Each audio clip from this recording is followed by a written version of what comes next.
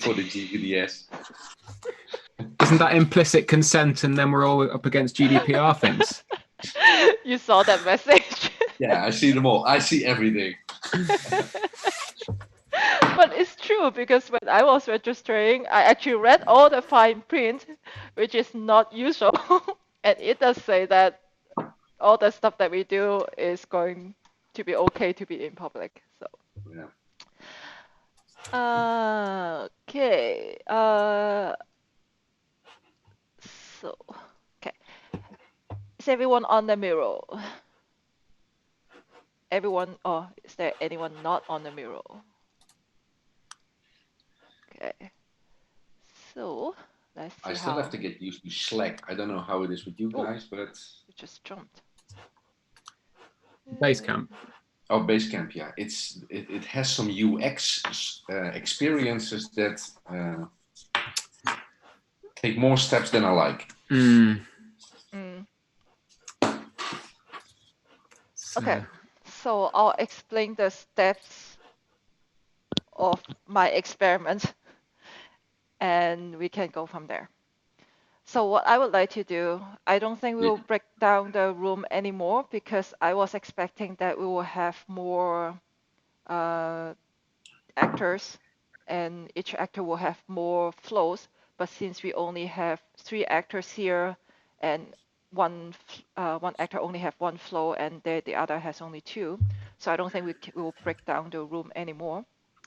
So what I would like to do is we will, like I have already grouped them by the top 5 are the job seekers or candidates or people who are looking for jobs.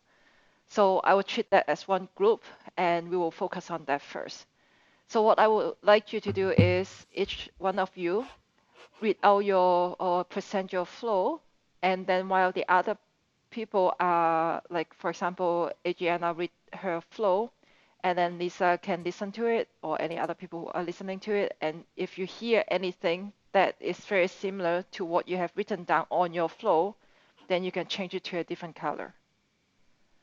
And then afterwards, then I will give you, I'll start a voting section, and just focusing on those top 5, the 5 flows that are for the job seekers, and we vote on one flow, and then we will use that as a base. And then we will do a heat map voting, vote on any other cards that we feel that are important to insert it back to the base flow. Then afterward, we can do a little discussion, or if that's needed, then we will combine all these 5 flows into one flow that is for the job seeker. Is that clear so far? No, but I'll trust you. Okay, maybe I'll just start, and then we will see how that goes. Yeah? Okay, so first step would be, I'll just call the name. So Adriana, if you could present your flow. And then Lisa, Andre, and Tom, and Anna, when you hear anything on your flow has a similar step, you can just highlight them. Is that clear so far? Cool. Yeah? Okay, so Adriana. It's starting with the same color, right? Yeah. Okay.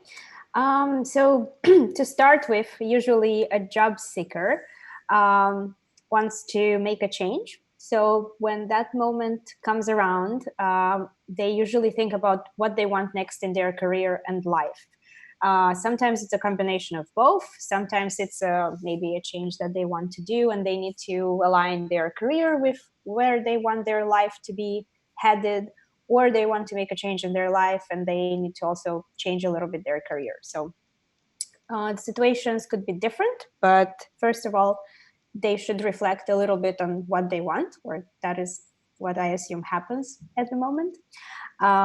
Then the second step would be after they reflected on what they want, they would start looking for companies that they would like to work for, either based on the requirements that they would have for what type of job they would like to do as a role, or what type of company they would want to work for, or again, a combination of that. And then they would have a short list of some of those companies that they could, or they would have a short list of job openings by researching different websites where they can find all of these jobs posted. Step 3 would be to either reach out to those companies for different recruiters, or reach out to people in their network that maybe have connections to those companies, or people that work at those companies, or just browse the company's websites to look if there are jobs there that align with what they want, or again, just browse different other roles at other companies that maybe they don't necessarily know yet, but could be interested in. Step number 4 is to actually apply for all of those jobs. And then there's a process in step number 5 when you have to wait. And after the waiting period, you either receive a rejection or you get an invitation for a first interview. And you may get a personalized rejection or a very automated one, depending on the systems that they use. Step number 6 is, after assuming there was a first round of interview that was successful, you get invited to other rounds of interviews. This could be, depending on the company, multiple interviews, remote, in person, a combination of those. There could be a test that you have to do. It really depends on the role, on the company, on everything. Step number 7 is, getting an offer, negotiating, accepting the offer or not, depending on what else you have on the table. Step number 8 was signing the contract, and then step number 9 was starting the job. Maybe I should have started with the goal in mind, but in the end, assuming all of this was successful, the goal that I, as a job seeker, would set, or that I wrote here as well, was to find a company that I would like to work for, doing the things that I like, and having the opportunity to grow as a person and as a professional. And that is everything. Okay, great, thank you. So Lisa, Andre, Tom, and Anna, when you change the color, could you also change the same color on Adriana's flow so we know which steps are similar? I'm just making some notes as I'm going, because I think we're going to end up with changing the colors time and time again. Okay, so maybe we can do that after as well if it doesn't work. Okay, then let's do that. Then Lisa, if you could present your flow. Yep. Should I also present the ones that are doubled? Yes, okay. please. Okay. So step 1 is reflect on where you're at and where you want to be. Then you start looking for roles with the respective title of where you would like to be. And now I just focus on like one possible way. So there's not like all of these different ones. So for me, it's like find something on LinkedIn, or job description. Maybe I should have written job description instead of something. But yeah, so then next step would be check out the LinkedIn company profile, employees, and posts to get a first idea about the company. Then check out the company homepage, read the About Us section, and all those things. And on the happy path, you would now apply. If you didn't like them, you would just not go anywhere. We get a first idea of who they are when you actually talk to them, and can confirm. Then you have another interview with your potential manager, most likely. So you get a little deeper into the company. And then as a third step, you get to know the team during an interview day. So you talk to a lot of different people, you get an even more precise picture of the company. And then the goal is to actually get the job. So if everything goes well, you get the job. Great. Then next.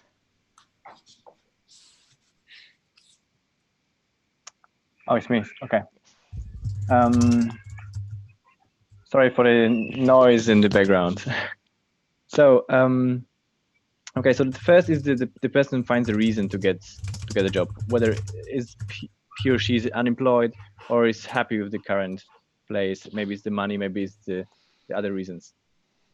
Step 2, I think the person works on the document, so to say, so on the resume, whether it's online or offline, and on LinkedIn, so like just doing the groundwork, and then actively trying to look for ads. That's the step number 3.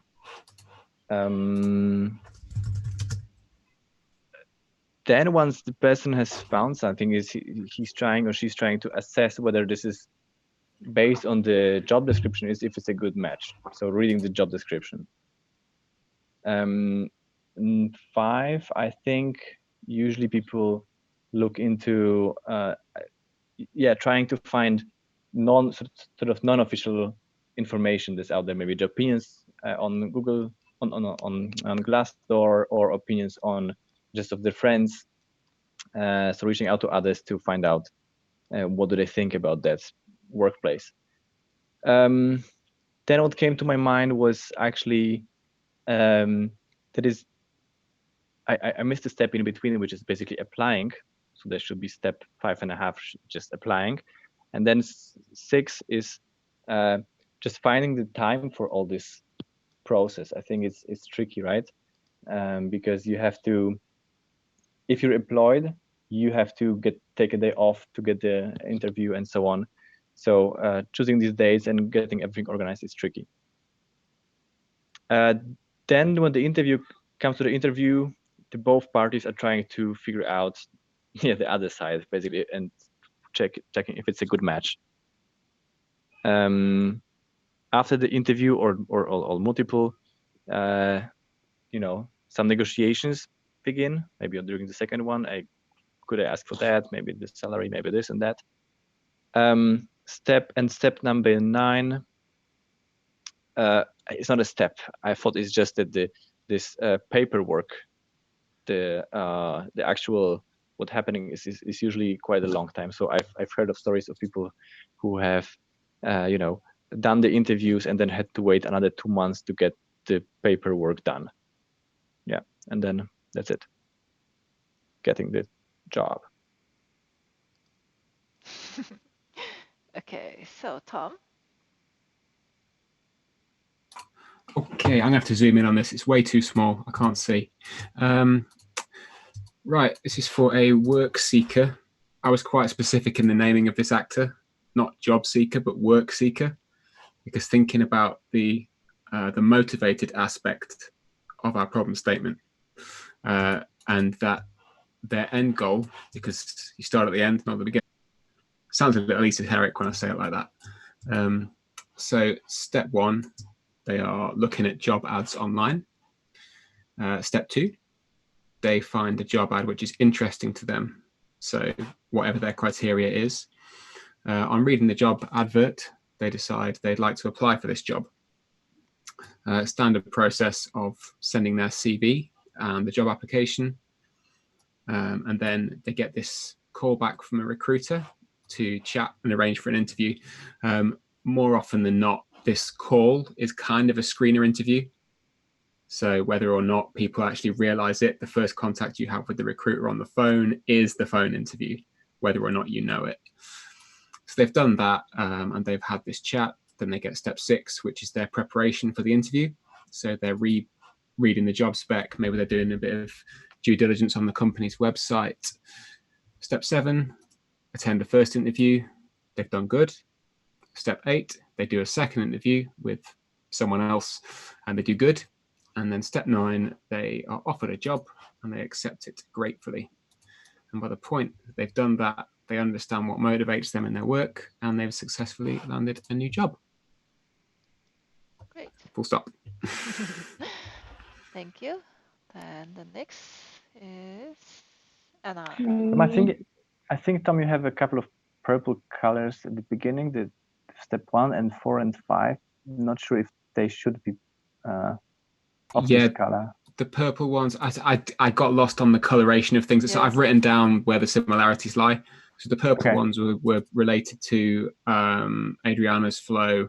There were some similarities in there with Lisa's one, which were kind of the yellow ones. I've noted a couple of similarities with yours as well. So I think we're just kind of getting some crossover. So okay. Okay. Yeah, we can look at the colors again after. Okay. Yeah. Got it. Yeah, I think if it's the same for mine now, because now the apply for jobs became blue, and maybe I have that as well. So Yeah, let's we can look at that later. Yeah, sure. Yeah. So my first step is to understand, your motivation and what you would like to do next. It's slightly different from the other ones, but it's kind of related. So that's why I put it in a related color as well. Then you look for or the job seeker, work seeker, however, looks for companies that seem to align with what he's found out in the first step. And then he reaches out to the company describing his motivation, how it aligns with the company, and what value in work the individual could bring. And then, that's best case, but then the company is hooked and asks to have a conversation. And then there's a first, more informal conversation on the phone where, they first double check whether there is indeed a need or a reason, so that they take the interviews further.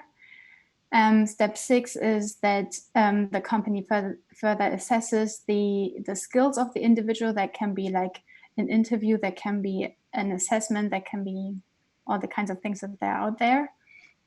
And then step 7 would be that if the candidate passed step 6 well, then in step 7 they would get to meet the team to see whether there's actually a culture fit and whether the individual fits well into the team. And then step 8 is that the candidate and the company agree on terms, sign the contract, etc., etc.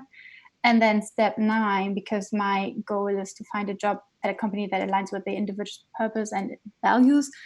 So this goes even beyond this first recruitment a little bit, because then at the very beginning, a personal development plan that is regularly reviewed will be set up, and so to ensure that the individual, team, and company keep aligning.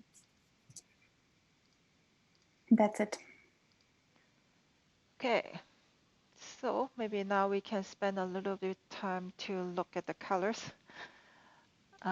If you see any steps, they are similar or the same, then change them into the same color.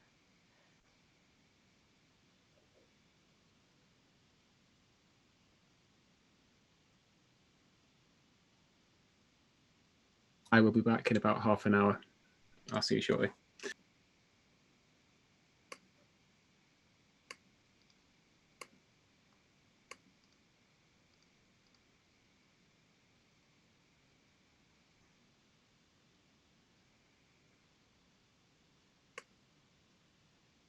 And the whole team can help as well, not just the ones who wrote those flows.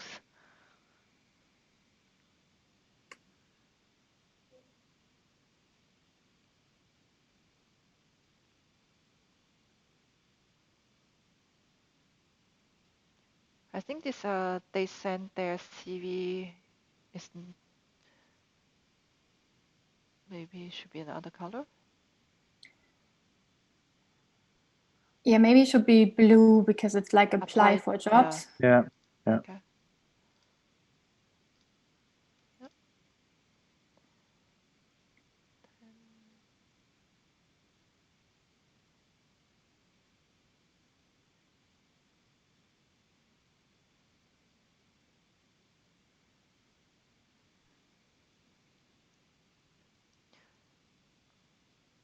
I'll just say Miro tip. If you want to see the whole picture, you can zoom out and then hold down your shift key and then mouse hover the sticky, then it will zoom in for you from far away.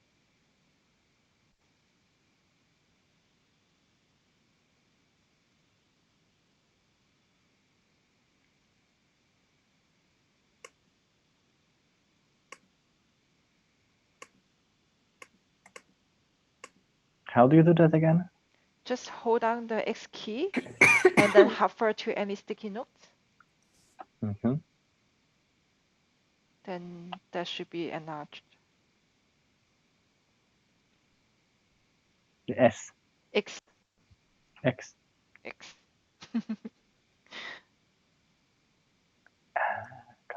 Yeah. Mhm.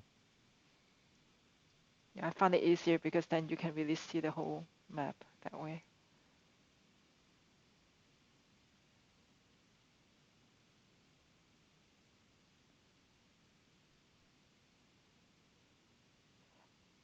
Are these three that I just put a border around, do you think they all, yeah, they all are in the view?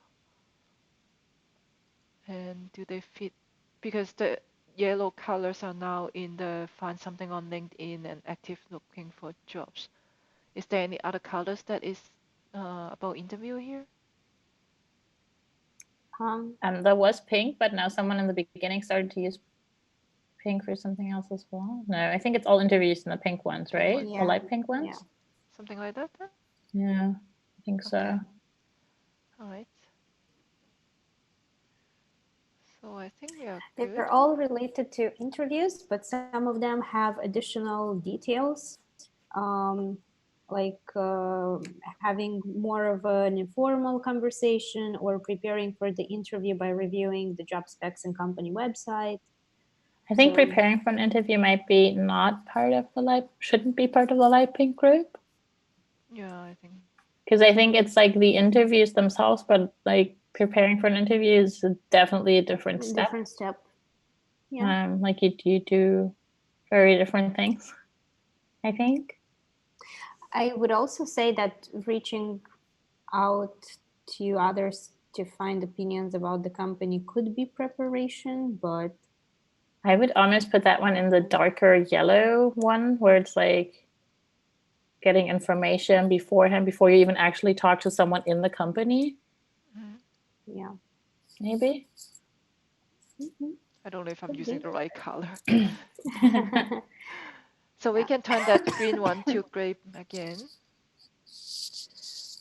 think we are good, yeah? Don't see anything else. So I will start a voting section. What we want to do is we vote on just the flow. So maybe we use the actor. So vote on the blue card on the first column here. And we will choose the whole flow as a base first.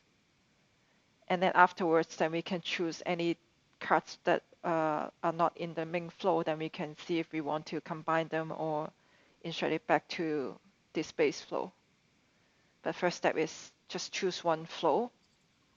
And I'll start a voting section. And we are only focusing the 5 here, so the top, the job seekers flows here.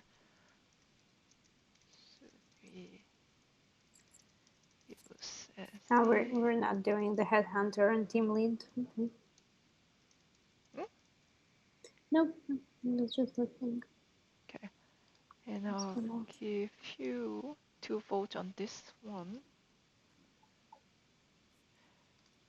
So what? Yeah, again, you want to vote on the actor, just as a marker. The blue cards on the first column. So we're choosing out of these 5 flows, one to move forward with? Yeah, but I gave you 2 votes. So if you really think one flow is really, really good, then you can put both of your votes in that flow as well. Or you can just vote one vote on one vote on one flow.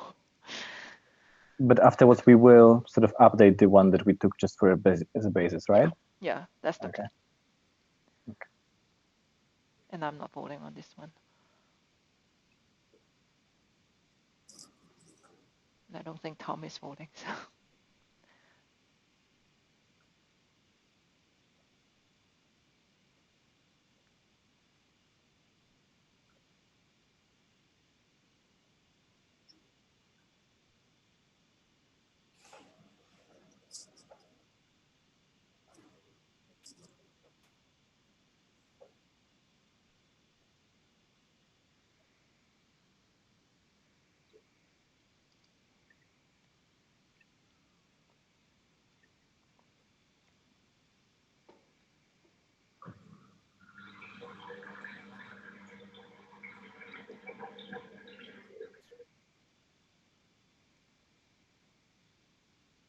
One vote left for Bear, yeah?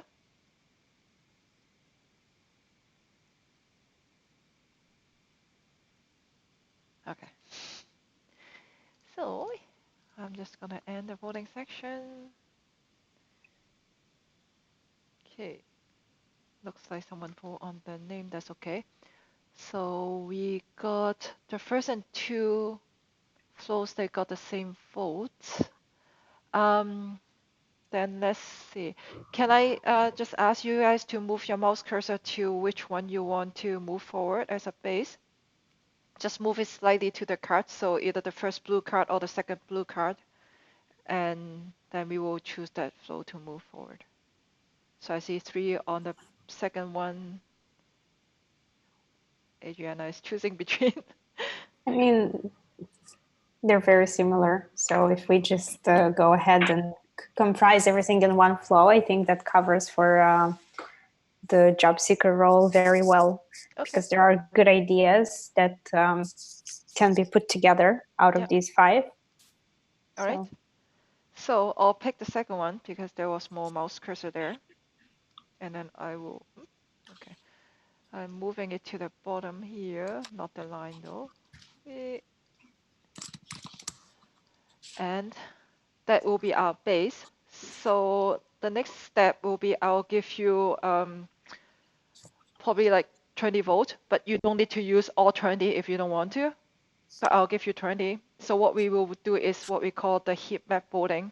So you will vote on any cards that you feel like we can put it back to the base flow or anything that is important or anything that's missing from the base flow, or even a card that maybe just a better wording, then you can vote on it. And then afterward, then we see where all the votes are distributed. Then we look at the cards and see if we can insert it back to the base flow there. Is that clear? So we just vote on the middle part, like the 3 in the middle, or all 5. All the 4 flows here. If you see any steps, so you're voting on the individual cards, not the whole step, and don't vote on the names. I'm going to delete the names. So yeah, any individual cards there. On the 4, okay, got it. And I'll give you 20 votes, but again, you don't need to use 20. And I'm going to set a timer on this one, so then I know that we are done. And so only the first 4, eh? First 4 flows, yes. Yeah, okay. But any individual cards in those flows, yeah. You combine. So back to the base flow. Okay, voting started. And I'll give you 3 minutes on this one.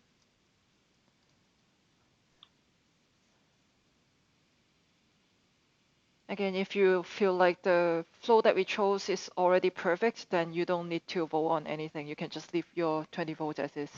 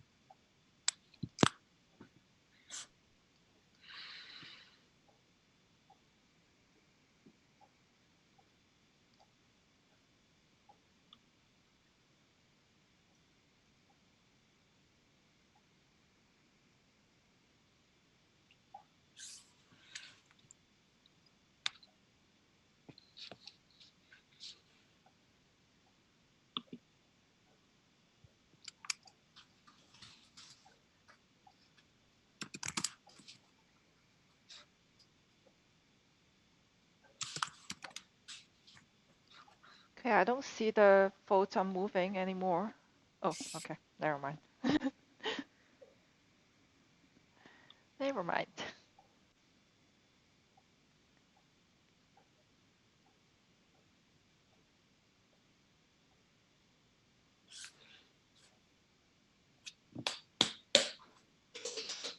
Oh, I see a -1 vote.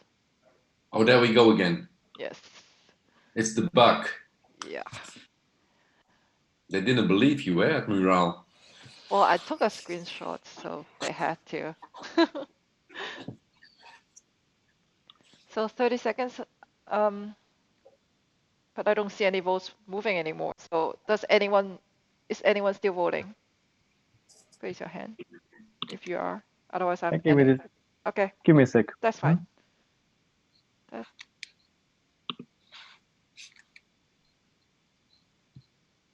Okay. okay, and I'll just end the voting section and see what it brings to us. So looks like we have one that got 10 votes and one got 7 votes, and we have 4, and the other has 1 unique vote. But let's look at all of them together. So the one that got 10 votes is wait, the vote is Reaching out to others. okay. To, yeah, find out opinions about the company. Mm-hmm. What do you guys think? Where should this card fit, or is it supposed to, or do you think it should replace any other cards? I think, does it maybe make sense to kind of combine the 3 like darker yellow ones, because they're all kind of seeking information beforehand? Like, I voted on the reach out to other people as well, because I think those are like probably the things you do. Like, you check maybe their LinkedIn or like their Glassdoor or whichever else, and then their homepage, and then maybe talk to people that already work there. Like, this is all gathering information about the company before you actually start talking to them. Yeah, I think it's just important that we have like more this, on the one side, this official information from the company, and on the other side, like personal opinions or yeah. So I would maybe make cover 2 both out of those. Yeah, like maybe 4. But I also think that's enough. Yeah, having 2. Mm-hmm. Also, the personal information that you may have from friends or people that you know is a bit different than what you would see on Glassdoor, because it's anonymous, kind of, or not. And it's also from people that could be having a different perspective on it. So it's important to seek out for both types of feedback. Yeah, I think it all has together that they are looking for information they trust somehow, like all kind of information they get, and supporting information for one they already have or something like this. So like research from every perspective. I don't know if we really need to go into detail here where they are looking, or just all kinds of information. Yeah. So they can get. Do you want to combine them then? Just go ahead and do that. And I can't see anymore.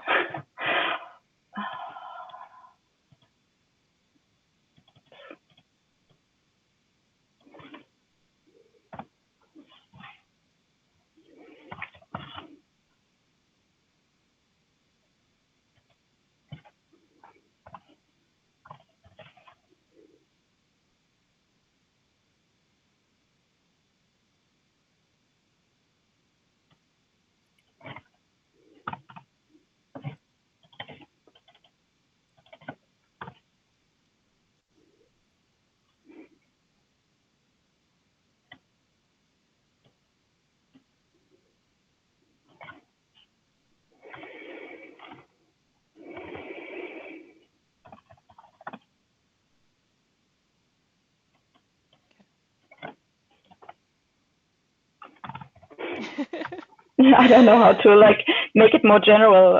I want to say like through all channels, or overall Anyone has any available suggestions? talent because Sorry. But I agree that it should be one should be about the official information, and the other one should be the non-official mouth-to-mouth sort of information. But what but about like sometimes these are Glassdoor? not available. Yeah.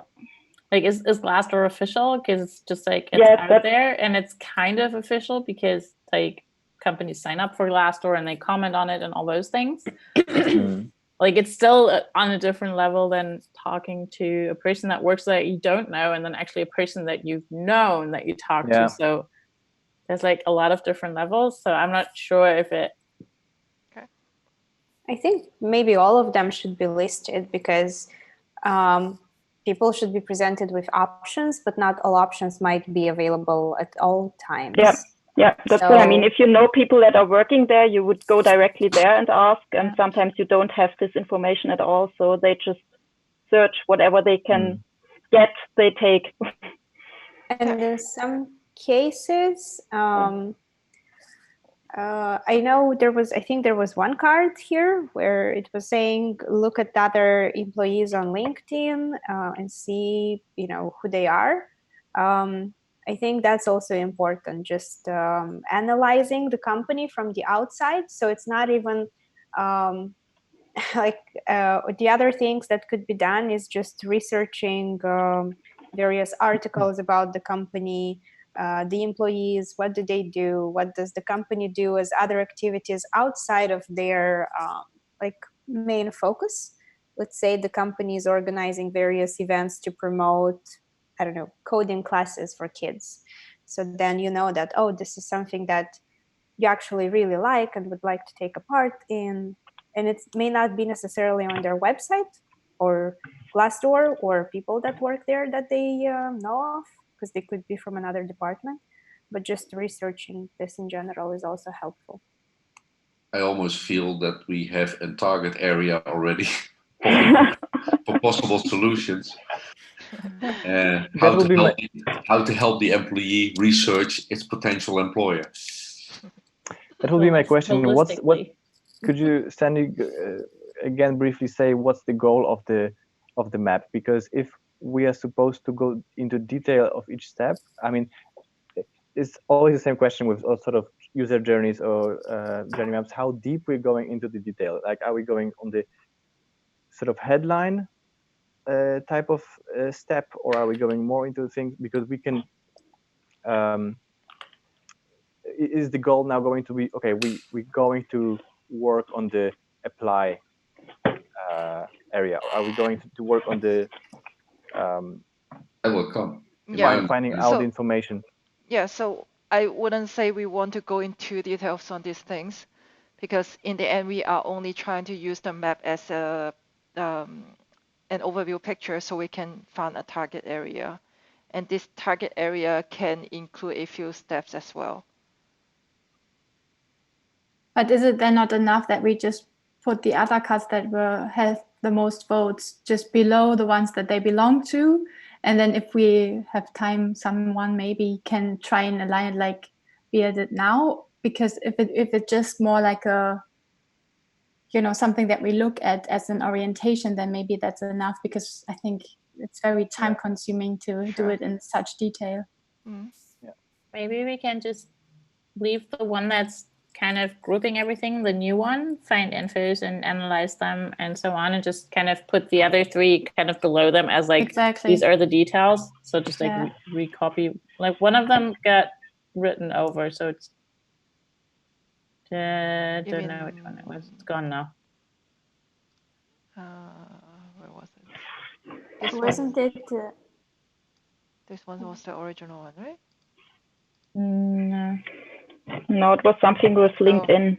Looking for a company profile on LinkedIn. Looking at the company profile, employees and postings. So this is on LinkedIn, but like more like, because if someone writes down there like diverse and inclusive on the homepage, I'm looking at the history log. So if someone can write down what I read now with a new card, it says, check out LinkedIn profile, employees and posts. Two of you are doing the same thing.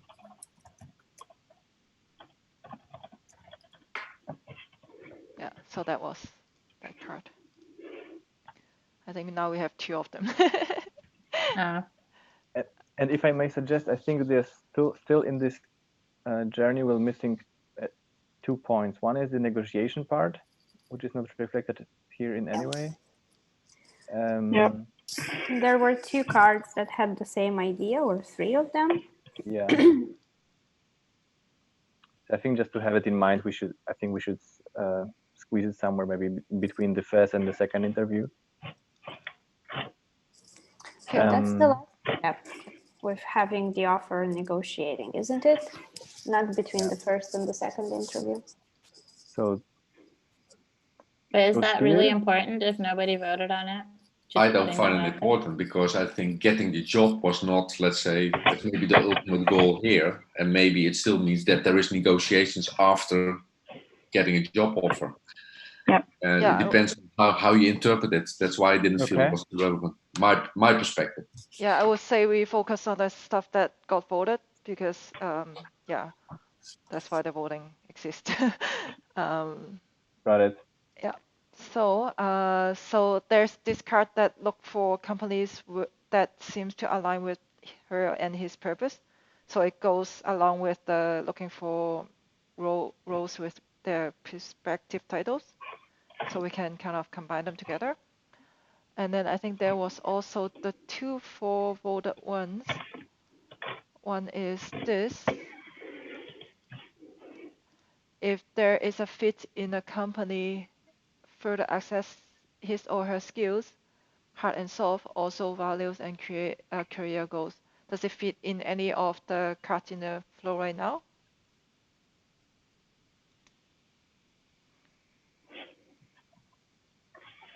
Maybe it's below this get to know. No, it's between have another interview with potential manager and get to know team.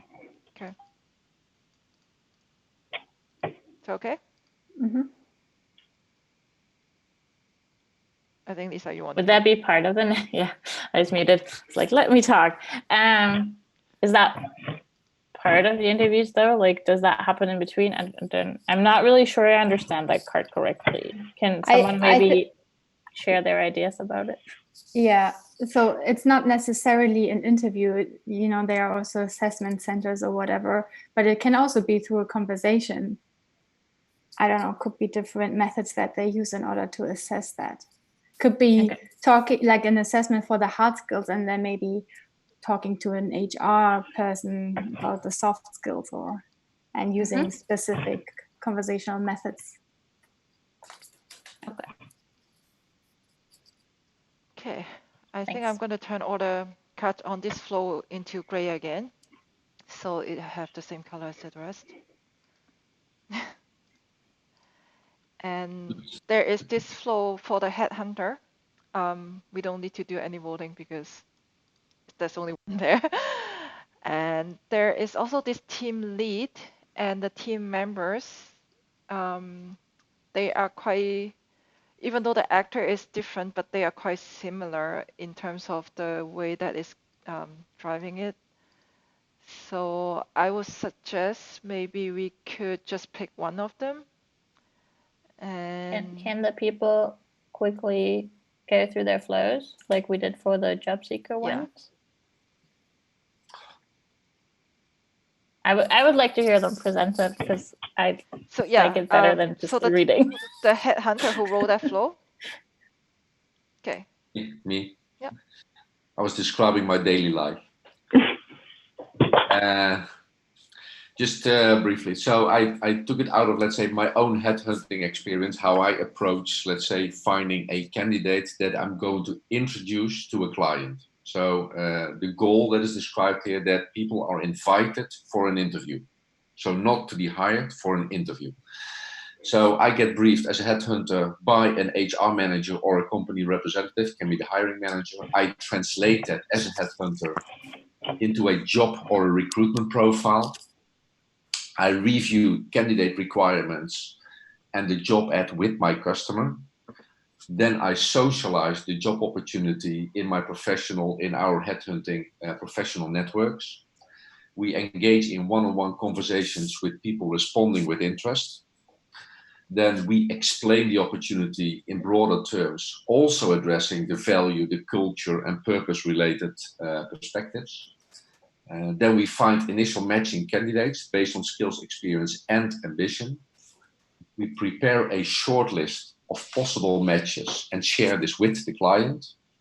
Then we discuss this short list in person, person by person. Sorry, we discuss it, but person by person. So not have them select from the list, but really we go through them with the client. And then the output would be that the client is inviting one or more candidates to discuss a potential role taking. Any questions or maybe clarification needed? Everyone's shaking their heads. So that was perfect. So team lead. Yeah, so the team lead is first of all identifying a need for a new teammate, maybe overworked or just needs additional skills. Though they draft or formulate a job description, maybe it's also together with the whole team.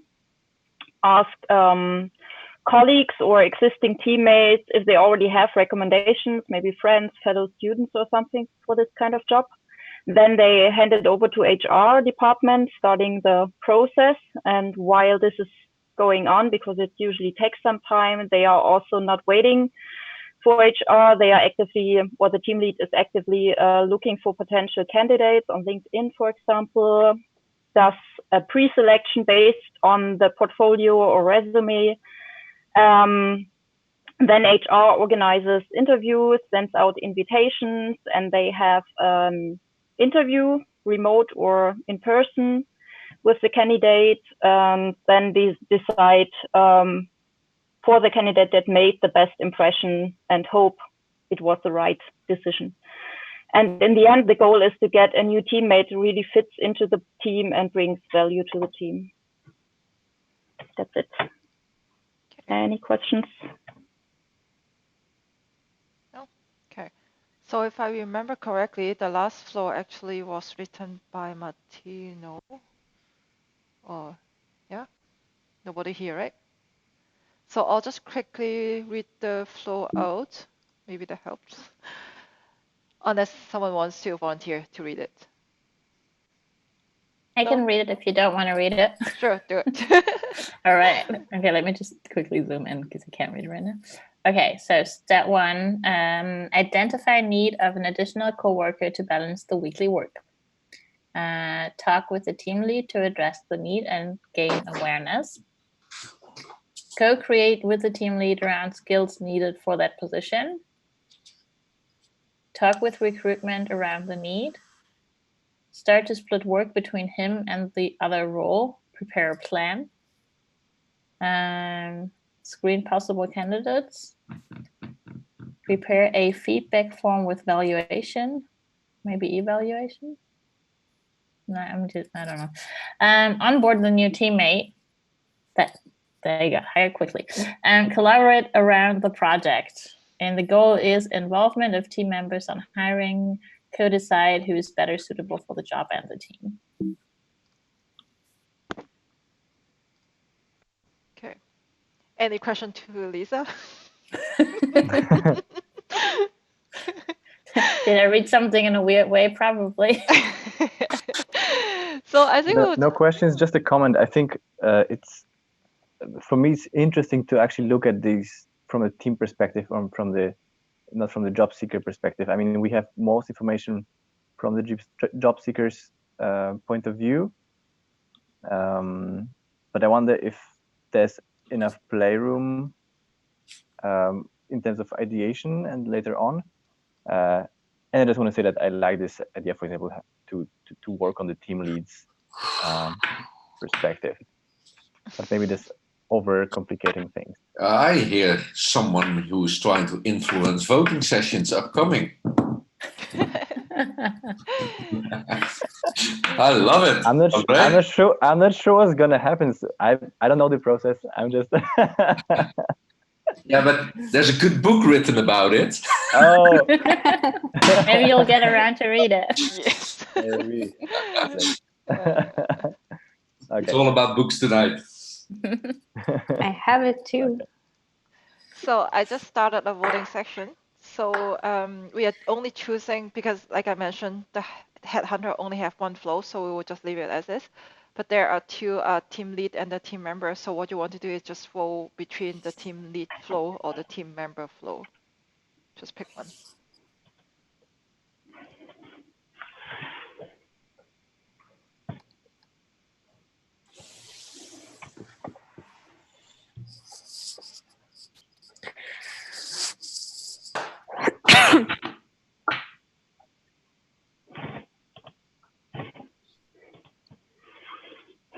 Okay, everyone voted. Then I'll end the voting section. Okay, so looks like we'll use the team lead flow. What happened? No, I just find this funny. It's just funny. In what way? I missed something? No. I was looking here at somebody in the room. Sorry for that. Okay. I need to watch the recording again to see what happened. Okay, so now we have these three actors, three flows here. So the next step would be we want to see if there's anything that are similar between the different flows here. And you want to highlight them into different colors. Thanks to the creative clues, we already have some kind of clues to tell us if there are similar steps. So hopefully that helps a little bit. Can Can- someone please can I quickly explain those to me? Sorry. Maybe I missed them because I was a couple minutes late. Sorry. But the creative clues. Yeah, maybe we can creatively clue the job seeker flow. Yeah. Or that, then I'll probably understand what they are. I mean, I have an idea. Yeah, yeah. Maybe I'm gonna talk, and in the meantime, guys, you can just copy paste things next to them. So the idea here was that these are symbols and icons that I developed. Actually, they are physical stickers that you can use for design thinking workshops, and they are supposed to help people to make associations and come up with new associations. So either for ideation or for when you're thinking about certain problem, you look at the thing and say, okay, did I actually consider this and this, or how this thing, such as a calendar, relate to our problem? And I asked some of you guys if you want to try it out and see if it works actually in a virtual setting, because I haven't done it yet. So yeah, let's see if this makes sense to not only to as a visualization tool, but also as an inspiration tool. Maybe later on with the lightning demos, I will say more about that aspect. Okay. Cool. Thanks for the explanation. Yeah, so let's just spend a couple minutes. And if you see there are similar cards or similar steps between the different actor flows, then you want to change them into the same color. I'll set a timer.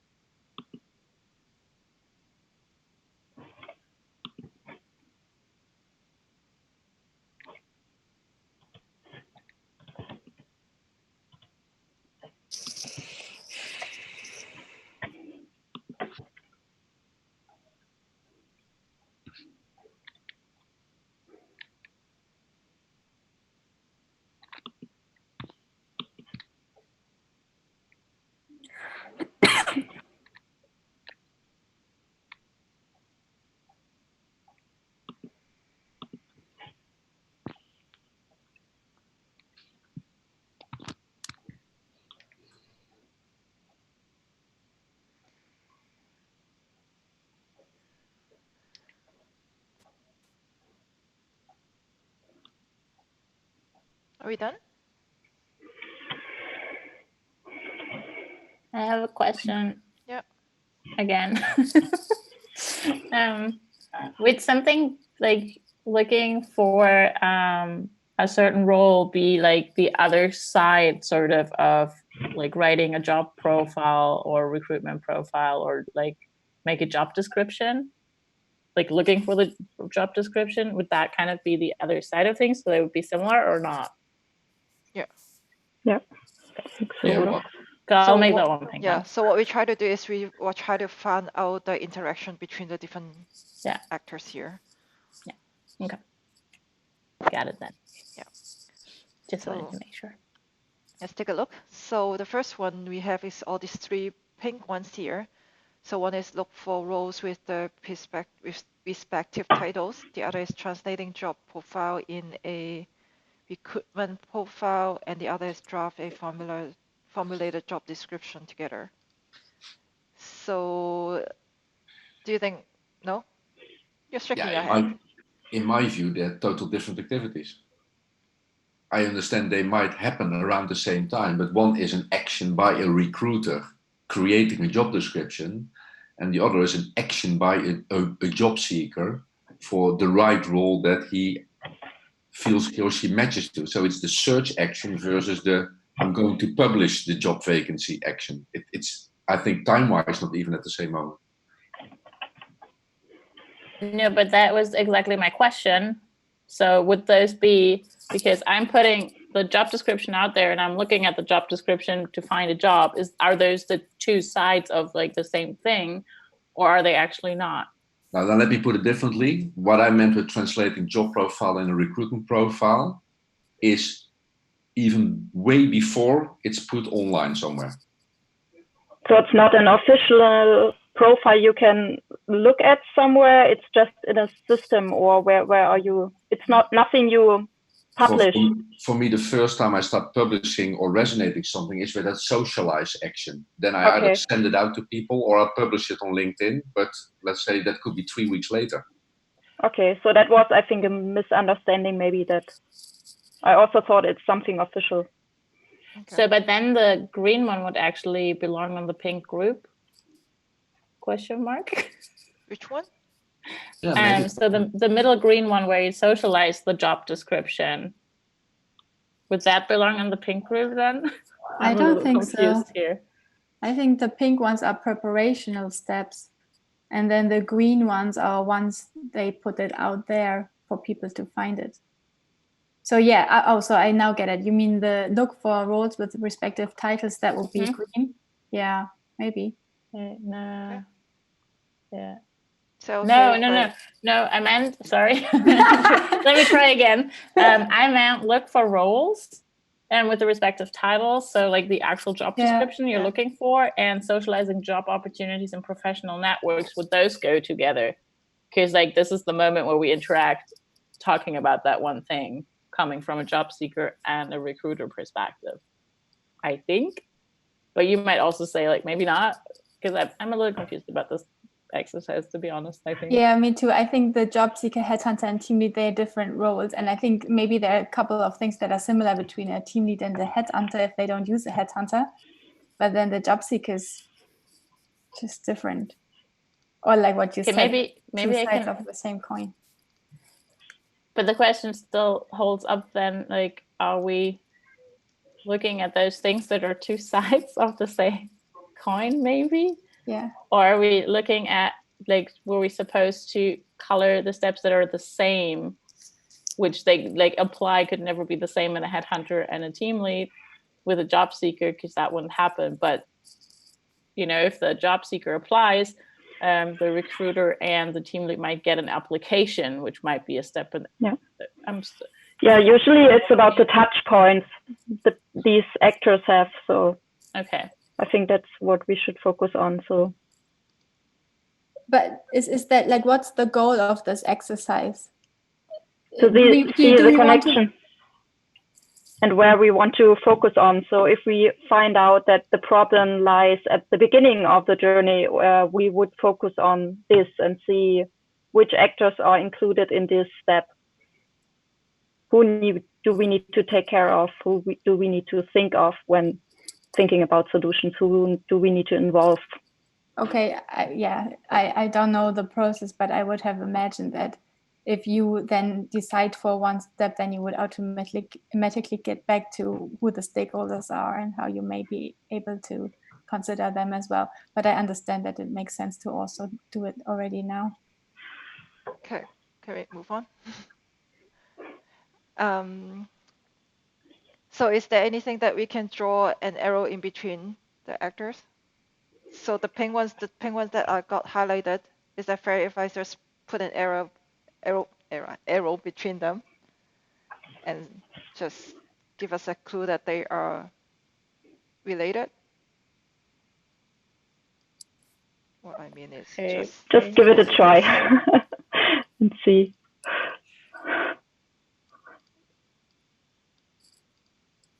Okay, and all these green cards, are they pretty much the same step, just in different actors? I think it's socializing the job opportunity, and then from the job seeker, it's like finding it on LinkedIn or wherever.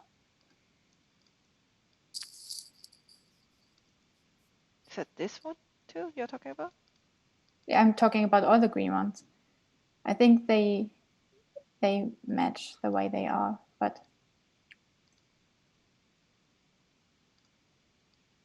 okay. I'm a little bit unsure about the ask colleagues. So like the personal referral one, well, because all the other ones are kind of like go out there, like go onto professional networks like LinkedIn and find people there. But or why personal recommendations? Yeah, but then I would assume that teammates also use their professional networks, because if they for example reach out to fellow students who studied something similar, and they work in a similar field, then isn't that their professional network too? Yeah, but finding something on LinkedIn and like as a recruiter reaching out to people where you're just like, oh, this profile matches, I'm gonna send you a mail or something, would be very different and have like a different kind of weight than a personal recommendation of a person you know. Yeah, I see this total different processes. I think we make it unnecessarily complicated to match it. I think we have here 3 different processes. From a job seeker point of view, I want another job. From a company point of view, I want new people. And from a headhunter or an external recruiter said, I'm the middleman between both worlds. Yeah. And I think we're trying to force fit too much the different steps as if they, let's say, are the same. Somewhere in this world, they come together, where a person matches on an opportunity. And that could be, I see a vacancy on LinkedIn. That could be the matchmaking opportunity. It can be a headhunter approaching someone and say, hey, let's have a conversation on it. And then you grow into that role. And it can be indeed like here, a colleague recommending someone. Or, but as soon as you see a hand over to HR department, that might actually be the moment when you start recruiting a headhunter. Because it is where the process starts. I think we see here 3 different stakeholders that are involved, in my view, in the context of our problem statement. How do we find the right candidate that matches on the purpose? And we have to look, of course, later in where did we focus our problem statement, who's the target audience that we want to address it to, what are the how might we, and where does it then relate on this mapping, instead of trying to create one customer journey. I think we're talking about 2 different things, to be honest. We're not trying to make it the same. We're just saying in which steps do the different actors interact with each other. But I think maybe we don't have to get into as much detail. I agree with you on that one. So maybe we can, Sandy already put in there the spring questions and how might we use and all those things. Maybe we should remind ourselves on that and then like try again with this, because I feel like we're kind of going around in a circle right now. I was going to say that. I know like it may feel a little bit bumpy this way because like I mentioned earlier, it's an experiment. So just bear with me. So yeah, so I think we'll just leave the color cards as is, and we will just treat them as they somehow are similar or they have some connections in between. And what I would like to do is I'm going to recap what we have done so far. So I'm going to read through the problem statement, the can we questions, and our long-term goal. And then the next step is we want to put, so the problem statement that we chose was purpose-driven company recruiters. Wait, there's this massive keyboard sound there. Sorry. Doesn't mean that I don't like you. So, the problem statement, purpose-driven company recruiters looking for the right motivated people often have challenges to identify what motivates the new hires so the new hires can make impact with their work. It is important to solve this because it creates a better mental health and everyone can be more focused on being the best of him or her. And we have three sprint questions, what we actually want to answer with our prototype or our solution in the end. The first one is, can we create an environment where being honest and open is safe and valuable, and is valued? Second is, can we really find out what motivates a candidate and not just having them say what a recruiter wants to hear? Third one is, can we make recruitment process less awkward so that you can get to know each other in a more informal way? And our long-term goal is, in 2 years of time, recruiters and candidates have open, clear communication, manage expectation, and successfully match the individual purpose to a company's purpose. So those are the materials that we have already worked on since first day, yesterday, just yesterday, yeah. So what I'm going to do is I'm going to pull out the how might we, and I'm going to ask you to move your mouse cursor. Where do you think this how might we belongs in this picture here, the map that we just created? So the first how might we is, how might we create a transparent channel, a transparent channel for feedback before and during the employment period. So if you could just move your mouse cursor where you think this, how might we fit in the steps of the map? And sorry, just one more question regarding this how might we question. Does feedback in this question mean that they provide feedback how the interview went? Or is it, and how they like the application and things like that? Or is it something else? It's a good question. I had that also when I reviewed the video again today. Still, for me, unclear. So what were you thinking when you vote on this one? Whoever voted on it. I think we've just it's just around being able to have those open, candid conversations at any point of a process. And if we can treat it as that rather than feedback as the absolute act of feeding back, I think we'll probably be okay. So just being able to create that environment where safe, open communication feels safe and open, I think, I think it also relates a lot to this, this question, can we create an environment where honest and being open? I think they're really interrelated, but they give it also more focus to this question. Okay. Okay. Thank you. Okay. So if you could move your mouse cursor to where you think this should belong. And you need to move it like this so I can see your mouse cursor. I only see 4 here actually.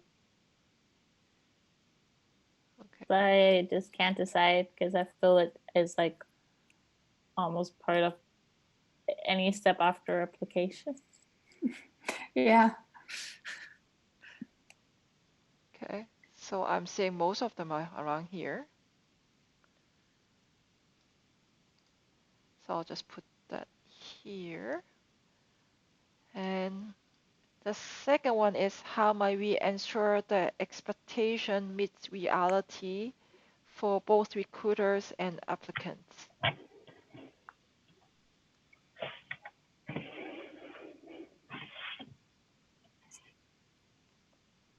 So see 4 or 5 mouse cursors around here. I'll put it like right between, I think.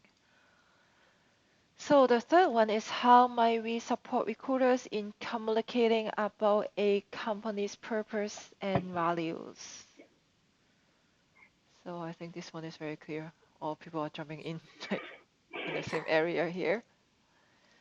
Okay, so I think it's continuously though. It starts there, but then they probably need to bring that in at all the different touch points. Okay. So I just brought down the 2 circle thing here. So we want to choose a main target where we will produce solution for.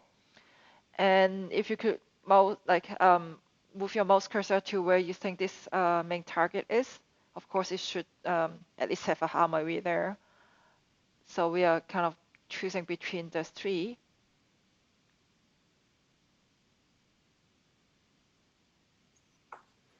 So now is the big voting time, right? Yeah.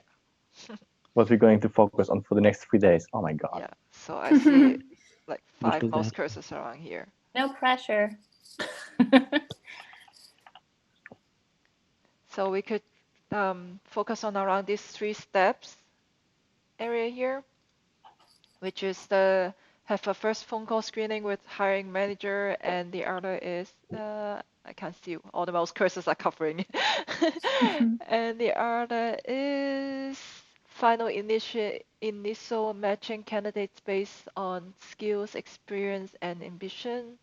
And then we also have one kind of touch on is the explain opportunity also from a value culture perspective.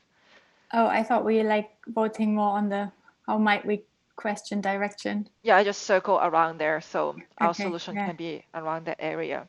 We are not really picking one step, so. Okay. And there's also the supporting target, just to clarify. The supporting target, what it means is that we will still use the main target for our solution. But for example, if you can find a solution that can also touch on our supporting target, then you can also go for that. Clear? Okay, so just move your mouse cursor to where you think that should be. So I see 3 here and 3 there. Okay, we need one more mouse cursor. Okay. Tom is down there. Okay, now I see 4 around here. Okay, great. So that's for our map. So we have chosen our main target and the supporting target. And I think it's time for a break. And after the break, we come back with talents on stage. Enjoy your coffee. Okay, maybe around 5 minutes. Let's do it.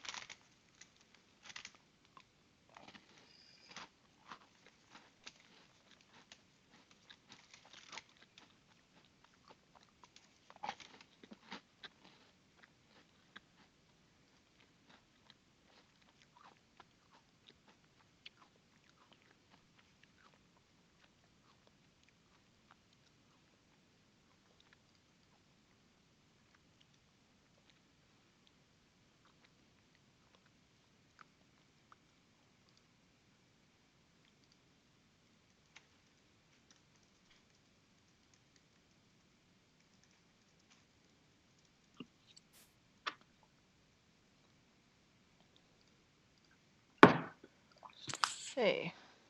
Hi.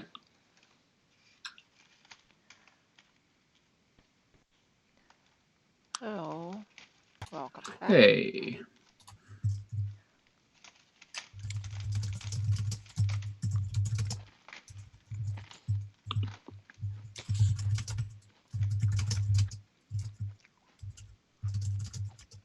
Tom, are you using a Mac? Typing wildly. Am I Yeah. using a Mac? Using a Mac? Yeah. The loud keyboard. And he can also tell you which year and make from the sound of the keyboard. Yeah, you know what, right? I've got a whole pile of these wired keyboards because they are short of the massive ones. The old iMac ones. These are just the best keyboard that Apple ever made. And, you know, I just want you to know that I'm doing things. You know, if you can't hear it, you can feel it in the next room. So it's all good. But yeah. All right. Are we all back? Just waiting for Anna. Where's Anna? Oh, I don't see Anna. Why don't I?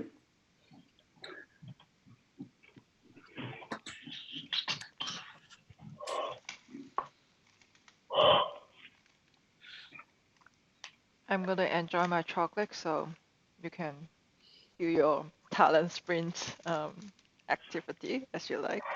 I'll give you an extra break. Isn't she lovely? All right. If Anna is also joining us again, that would be great. Anna, are you there? No. Oh, there she is. Sorry. Oh, that's good. Hey, day number 2 of a multi-day talent sprint. Before we move into the lightning demos, which is a long and storytelling and open talking event as well, so that's great. I thought let's do a small, let's say, intermezzo again about getting to know each other a little bit better. And we started that yesterday with a few people here already on explaining what drives them, what's their purpose in their professional life. And I thought let's just continue that today. And I was suggesting to do the 2 ladies that start with an A and with a B today. So as Anna joined really late and she's still trying to settle herself in her working seat, maybe Beatrice can start. Do I see Beatrice or do you see Bea? What do you want? Only my mother was saying Beatrice, so okay. I prefer Bea. Okay, Bea. So Bea, what's driving you in your professional life these days and moving yourself forward in your career? Yeah, I like this kind of job. I mean, I have a would say broad skill set because I'm very curious about learning new stuff, and I'm really not a perfect researcher or a perfect prototyper, but I want to try all and cover it all because I really like to do different tasks all the time, and that's what I really like this kind of job for being a designer, UX designer, product designer, whatever you call it. So I also like to build physical stuff besides, or yeah, I really like the diversity of this job.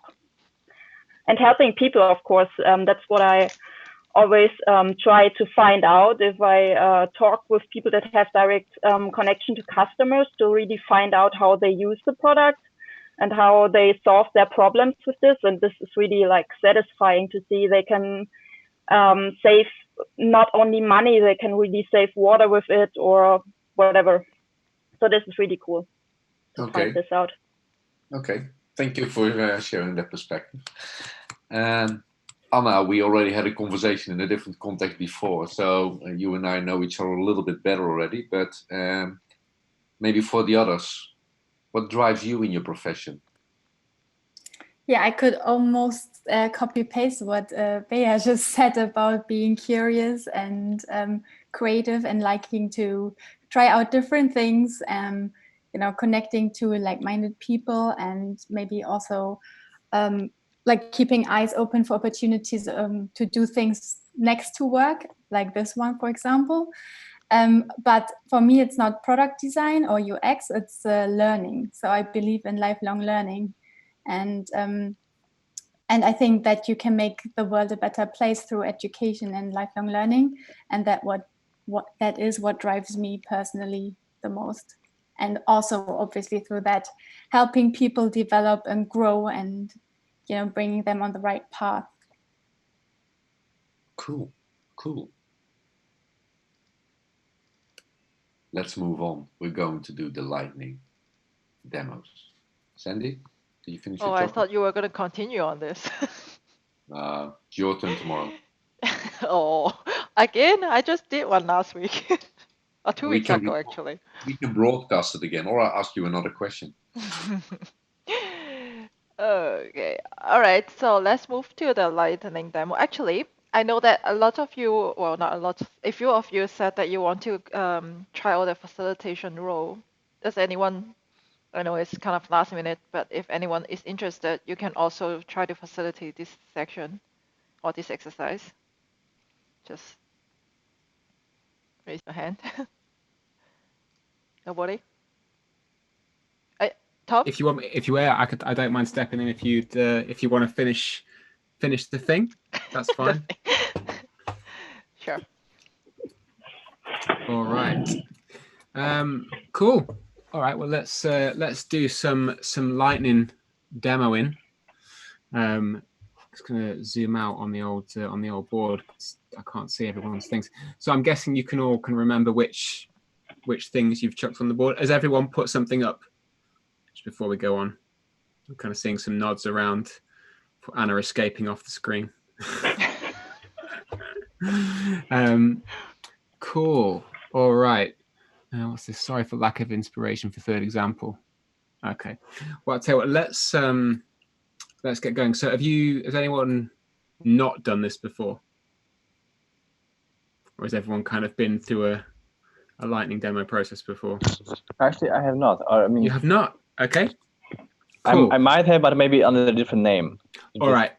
Well, the purpose of this is to help us gather inspiration for when we want to start creating our solutions. And this board of things is all the great stuff that we've gathered up that we think could inspire some thoughts for our potential solution sketches going forward. So what we need to do is each person can take it in turns and give us I guess like a 1-minute rundown of each example that they've brought to the table and why they think that it is a good thing for us to have a look at, and the things that inspired them when they were doing their little bit of research. Looking at some of the stuff that we've got up here, I can see a few. We're kind of veered in one direction, sort of, maybe, but there's some nice things. So while I can see that we've got some of these blue cards here that have already been started to fill out. So while we're going through, everyone's presenting, we want to kind of fill in some of the blue cards that are underneath each of the examples with the key points, like the key takeaways for why these examples are good, could be good inspiration for us. So like, I think the blue, if I don't know if maybe someone did it differently, but the intention was the blue cards was for the author of the Lightning demo to put some notes. Okay. And I put out some orange cards here. We can keep duplicating them, and then it's for the participant to write down the notes. Well, in that case, then copy paste some orange cards, add notes as you wish, as many as you like, to get down obviously those critical thoughts as to why this example is kind of good for a piece of inspiration for us to take forward. All right. So should we start in the top? I don't know. There's no names against these, so I'm just kind of waving my mouse cursor around in the top left-hand corner. Yeah, I'm starting. You're starting? Yeah. All right. I can't start a timer, so I kind of have to go for some words. Yeah, I'm fast. So it's about just a talent management system that I found. It's about how to keep track of what people are capable of, internal people you already have in your company, but also people that applied previously that you may want to come back to, or so some kind of employer network management thing. Didn't go into deep, it was just crossed my way. Okay. So I have two other ones not next to it, but I can also, or do you want to? I'll tell you what, we'll for the sake of consistency, we'll go across the board, and then otherwise we're going to be dotting around all over the place. So who was was there any questions anyone had about that, or should we power through? Power through it is. Okay. Whose was our second one? That's mine. Okay. What made you bring this one to the party? Okay, so they're actually, maybe I should have put it on different ones, but then they all have the same kind of story, because that's what I came across when actually looking for jobs. And I really liked, for example, that companies put up the reasons why you should join them. So basically their values and their purpose. I also found it interesting that sometimes you know they list all the job offerings that they have, but then sometimes they put like, don't see a position that suits you, and then you can create your own role. I like that one. And then this goes a little bit into the team members' view, I guess. So that if you work for a company already, you can help recruit and find the next colleague. And then there was something that I couldn't find anymore that I also saw is, I think it was just to send a resume and a paragraph why you would like to work for the company. So I think it's very time consuming to always write all these applications and like cover letters and motivation letters and whatnot. And I think if you can really try to put it in a few words why you should work for them, then the first interest might be come across, and then they can decide whether they want to take up any conversations or not. So yeah, these were the things that I really thought were cool. No, really nice. Good examples there. Thanks, Anna. Okay, who is up next? Corp recruitment. Me again. That's why. So it's EVE Online. It is totally out of context, but what I like there is how they, or just as an ideation, how they are building teams. So you have different things like this, you can search for goals this kind of corporation or team has. You can search for when do they prefer to work or to play in this kind of context, of course. Do they like to use ancient language or prefer another one or whatever? So you have different kind of specifications you can really filter and search for, and then you get a match with a percentage. And yeah, and it's a very also different way of getting to know each other, very informal maybe. And yeah, with an avatar, but yeah, that was one. That's really cool. I like that different team building approach. I think that's really neat. So is that a game you play? Okay. Sorry? Is that a game that you play? This one, no, I'm not playing it myself. I just know it's from my boyfriend. I'm playing other games, but this one is not mine. It's too time consuming, honestly. Fair play. All right. Up next, a psychology test. Yeah, that's also from my side. It just came to my mind. So these questions like what motivates you, and nobody can answer it directly with a few words. So getting closer to such a big question with answering small practical questions that are based on how do you behave in this kind of situation and so on, maybe would help people to really find out what motivates them and what are their goals, what are their values and so on. So some kind of way to get closer instead of just answering it or trying to answer such a big question. Also, Adobe Creative Types.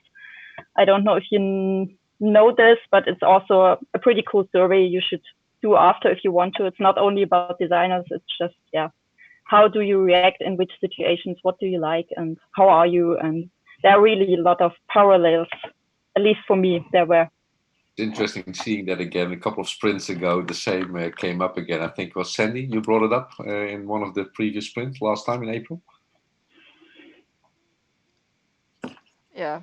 I think I was the one who sent the survey to Bear. These are 3 surveys. I just wanted to it's all the base. It's the same topic. Yeah, it's nice. In the end, all the good resources are going to keep coming up. All the good ones are going to keep coming back. So that's really cool. Thank you for sharing. All right, who's next? We care. I care. It's me. Go for it, man. It's an NGO that started, I think, 10 years ago. It's about digging trenches in the desert. And by digging trenches, you actually bring up water that is retained by that at night.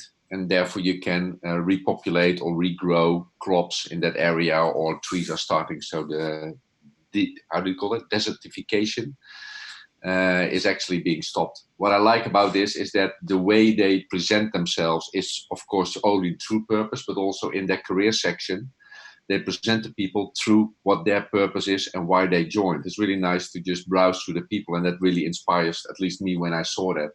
So I like that style of communication from a recruitment point of view. It's putting the purpose in your face and really making that the reason to make that next step in any call for action that you want to do. No, that's really nice. I like that a lot. I think having those individuals' purpose there is really, really neat.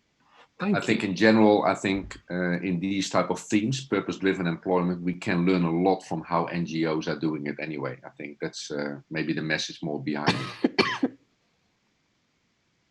Yeah, a lot of doing good there. Really cool. Thank you. Who's up next? Just Meet Up. And again? Yeah. It's a little bit arrogant, but when I saw the briefing of this template, and also when I saw the topic again about how to engage with people in a different way, I had to think about a meetup that I organized a month and a half ago, where I just had a recruiting organization sit around the table and talk about their mission, their vision, their goals, their ambition. And the recruitment manager, the bald guy there with the glasses on, he's really passionate, and he really was engaging there with 8-9 people that were there for the purpose-driven reason, not for a job, because they did not all know that there was a job behind it. After the conversation, 4 of them were invited for job interviews. So for me, it was more about a different way, a very human-centered way again, of engaging with people. That's the only thing that I wanted to bring here forward. And I did that through the Meetup platform, how I try to attract people to that conversation. I like that a lot. I like that. I think we could go down a rabbit hole talking about that. That's really interesting. Are you going to repeat it? Yeah. Brilliant. In Mexico. Brilliant. In Mexico. All right. No, we'll do one in Düsseldorf or Cologne. Yeah. Or Birmingham. Why not Amsterdam too? Amsterdam, Rotterdam. No, we're going to, but it's not about the talent sprint or these meetups. It's more the concept of having the human interaction feature here instead of a digital platform, a digital service. All about that, getting people in front of each other. Yeah. Although this is nice. I just wanted to say it's a lot faster when you have that interaction and you see if you like the person as a personality. Something we need to bring back. I think that's really good. Okay. You're on mute, Tom. Oh, I'm getting these microphone shenanigans because I'm trying not to type at the same time and deafen everyone with my thunderous keyboard. All right, hands up. Okay, so there's the next three on the row are ones that I chucked up there. So we've got an NHS jobs website. Obviously, the National Health Service in the UK is crying out for people to come and be employed by it. And this is a prime example of what not to do when you want to give somebody a form to look at to try and find a job. It's from a UX perspective, it is hideous. I mean, there are options and there are checkboxes and there are criteria, and I feel badly for anyone who really wants to go and try and find an NHS job. Because this obviously looks like it's put so many barriers in the way for people trying to search. And I understand that, you know, specialists are specialists and they can dig into this, but come on, it's humans dealing with humans. Must do better. So yeah, you can make of that one what you will. The next up is a gov.uk skills survey that I found as I was kind of weeding through some of the government materials, because they do a lot around youth development, and there's quite a lot of good materials there. But I thought this survey was quite interesting in the way that it makes a statement and then gives you the kind of the swing answer. I've clicked through a few, about 10 questions. I'm only 7% through it, so it's kind of long. But it kind of gives a good sense, and it kind of digs into you know, the sentiment behind a kind of a way that you think about yourself, which is kind of cool. And the last one from me was around it's a teaching website, and this particular segment of the site is all around the benefits and the life of a teacher and the rewards that you get from becoming an educator. Why this content isn't surfaced higher, I don't know. But I really liked the fact that it leans on inspiring the next generation, and then this information leads into case studies about, you know, the people on the ground actually doing the work. So, I mean, on the site, the messaging is really good. I think the information architecture could maybe use a little work, but I like the emphasis on kind of being a human, teaching small humans good stuff and being an inspiration for them. So yeah, that's for those. Andre, before we go on, I just have a question for you, because you Sure. were wondering about if we could also use this for creative clues, or use creative clues for the lighting demo. I mean, you just saw how we do this so far. What do you think about it? Is there something we can try out here? Yeah, I mean, that's why I added them here. And how? Any idea? Okay, so how we can use them. So again, to those maybe who haven't seen the video that I posted today on Basecamp, these elements are supposed to imagine a normal workshop, a physical workshop where people have these elements, these stickers, and they make associations with the problem statement. And for example, in our case, if you're thinking tomorrow or drawing, sketching the solutions tomorrow, you can look at these, say the first one is attributes, and could on-demand be a solution to our problem? How might on-demand work? Or could we do it sort of multiplayer? What would that mean for us? So these are all supposed to spark some sort of associations. I've put them here.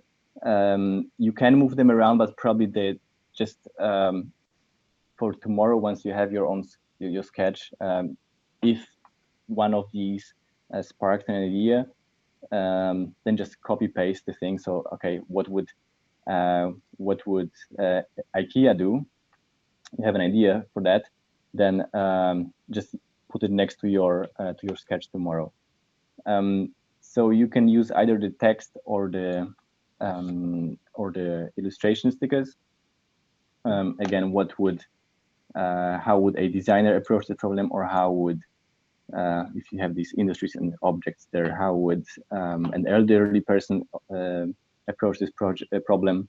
So these are, starters for your thoughts, for your sketches. This is still in test, as I said. It's never been done in a virtual setting. It's also not. Yeah, it's just a part of these. So I'm curious if you guys will actually find this useful to make you think. Okay, how would Uber do it, or what could we randomize in our process to make it more interesting or working in a better way? Do you think we can actually use this? I just trying to figure out how any way we can use them also for the lightning demo that we are actually doing right now. Oh, not so for the much. demo right now, I don't think so. No. Okay.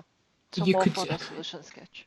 I just say you could always bring them in as kind of extensions to the notes you want to make if you want to visually express something, maybe. That's one thing. Yeah. Okay. That's one thing. Yeah. I was thinking in terms of already using them as inspiration for the solutions. That's why I put them in here. But at this stage, yeah, if you want to move them around and copy paste, please go ahead. Okay. Should we try that for the? I think we have two more. Two more lightning demos. So if you, I mean, I'm all for experimenting. So if you, when you're listening to the lightning demo, and if you could pull any of those stickers and capture your thoughts or anything, then let's try that. Let's see how that goes. Okay. Sorry, Tom. No, it's fine. We are in a period of experimentation. It's good. I really like it. I really like it. Perfect. Ace. All right. We'll drop down a row. So who is inspiring their users? Well, I'm not, but I put it up there. Awesome. You go. Or I hope I am. I don't know. So this is basically a tool that combines HR, payroll, and benefits. But what they also do is that they teach their users, so HR departments, and they try to kind of help them to understand purpose-driven employment. They have a very human-centric approach. They say they help HR focus on the individual employee. And just one specific thing that I saw in their blog post was 5 questions to ask to kind of get into purpose-driven employment, or like to focus on their employee and to find out what motivates them. So those questions are: what are you good at doing? What do you enjoy? What feels most useful? What creates a sense of forward momentum? And how do you relate to others? To just kind of get like a well-rounded idea of an employee. Awesome. I like that they're teeing that up kind of to make you think a little. Cool. Thank you. Yeah. The next one is me as well. Go for it. Because I'm just going to keep talking. Yeah. I've been I'm looking for a job. And I came across this this job position. And there are 2 things that kind of stood out to me, or like in general, how they phrased everything. So they started with really just giving a very easy to understand elevator pitch about the company. Like, what do they do, but also already kind of like what's important to them, like state-of-the-art technology, and like design and cooking craft, so and nutritional science. So you already kind of know what's their focus and what what's really important to them and their vision. And then you have all these things like, this is what you would have to do, and this is like your role would be like this, and this is what we expect from you, like the stuff you already know. And even that was worded in a way that specifically stood out to me. But what I really want to look at, I think the most important bit for me was our promise, which is at the bottom of the job description, where they didn't just give you their values like the way they might on their homepage, where it's just like, oh, our value is to be open and respect each other, but like this, the whole way they communicate things. So saying, our promise is we work with talented, inspiring colleagues. We give you a warm welcome. We have a beautiful office space. Maybe you don't really care about some of those, but overall, the way they put everything, for me personally, at least, transports their values and what's important to them. And in this instance, it very much matched up with what I'm excited about when I look for an employer. And this is something you can't really see here, but I'm just sharing my experience. When I talked to their hiring manager, she already went a little deeper into values and what's important to the company and what they're looking for in a candidate connected to those values. And then I also had a short chat with their CEO, who again asked me, what is important to you in a role, not in just asking about my values to see if they would match up with the company's values. So they actually incorporated those things in all the steps in the recruitment process. That's awesome. It's nice to see them carrying it through into the conversation as much as just publishing it on the site as words, right? Yeah, it just feels more genuine. Yeah, I was going to say, how did that make you feel when you were having that conversation? Really good. I'm having another conversation with them, so keep your fingers crossed for me. Very good. Very good. Thank you. You'll do good. All right. I believe it's out on the board. I believe that is it for our lightning content. Any thoughts, additions, latecomers to the party? Anything extra anyone wants to throw into the ring before we move on?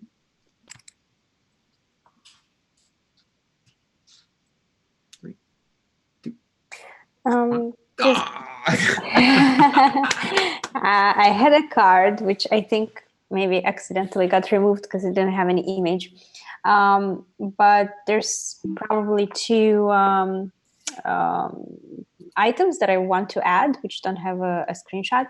One of them was, as I was going through looking for a job this year, I noticed there were quite a lot of companies that had questions along the lines, why would you want to work at us? And also another question that they found was, what type of environment would you like to have when you work? So I think those were 2 items that showed that companies are also looking for a very good fit. So just that they're interested in doing that.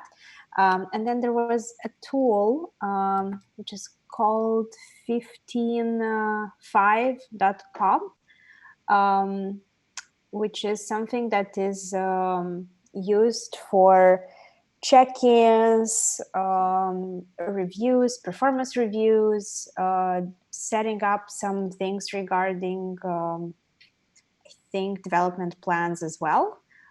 So this was something I researched a while back.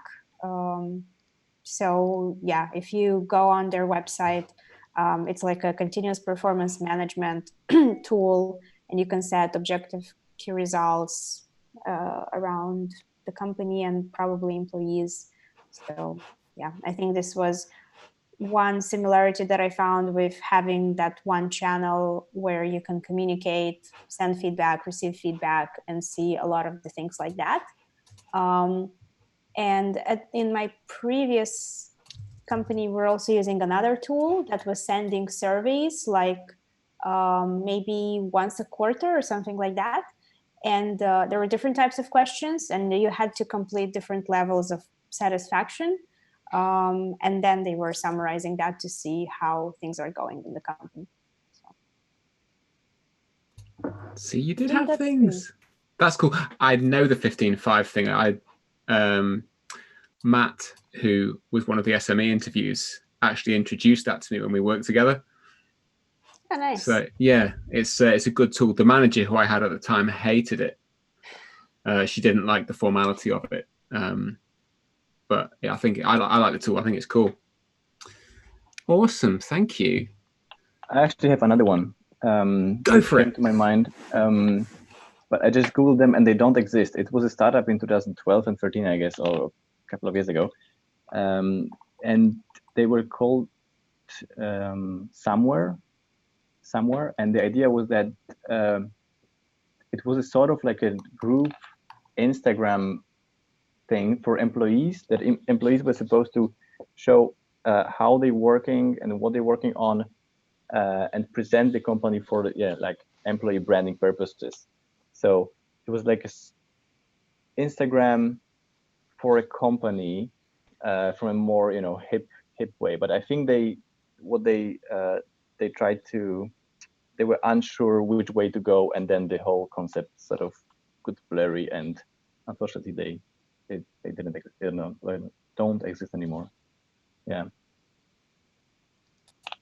All right. These things do tend to kind of, when the people have to pivot a bit too fast, right? Startup life. Awesome. Well, I think there's a really good collection of resources and materials there. Some nice. We've all kind of honed in on that human aspect quite a lot, which is really good. But yeah, I think there's a broad range of things for us to pull in when we start creating those solutions around that target. Cool. Sandy? Yeah. So I think the next step would be the solution sketch. But I think instead of using our online time to do the solution sketch, I would rather that maybe you can do it on your own when you feel creative and not so tired. Probably tomorrow will be better for you, but not 5 minutes before it, because the solution sketch can take up to 3 hours, depending on how deep you want to go into it. From my experience, the minimum time I would suggest to at least 1.5 or 1 hour minimum. Like I wouldn't do below 1. It often takes much longer than that. So schedule your calendar. I know it's holiday is it the whole Germany? No, okay. Well, it's a holiday for me, and it's a holiday for Bear, so we have no excuse not to do it. Really? What kind of holiday is it? What is Buß- it? und Betttag. Oh, where do you celebrate We that? need to pray. I don't know. Well, Yeah, what- Something from church. Nobody takes care. They just want to It's have just it. a holiday. But where are you based? Berlin chose to do Women's Day instead or something. Yeah, it's only Saxony, only like Ah. really also the states directly next to us, like the borders very close, are working. It's only really small part of Well, Germany. lucky you. Yeah. Yeah. So I would suggest that tomorrow you schedule minimum 1 hour. I would suggest actually 2 would be more ideal, the middle kind of time that will require. But if you really want to go deep, 3 hours. And I already sent you all an invitation to the Miro board for this. Let me just copy paste the link on the chat on Zoom and also on the Basecamp, so then everyone can go to that Miro.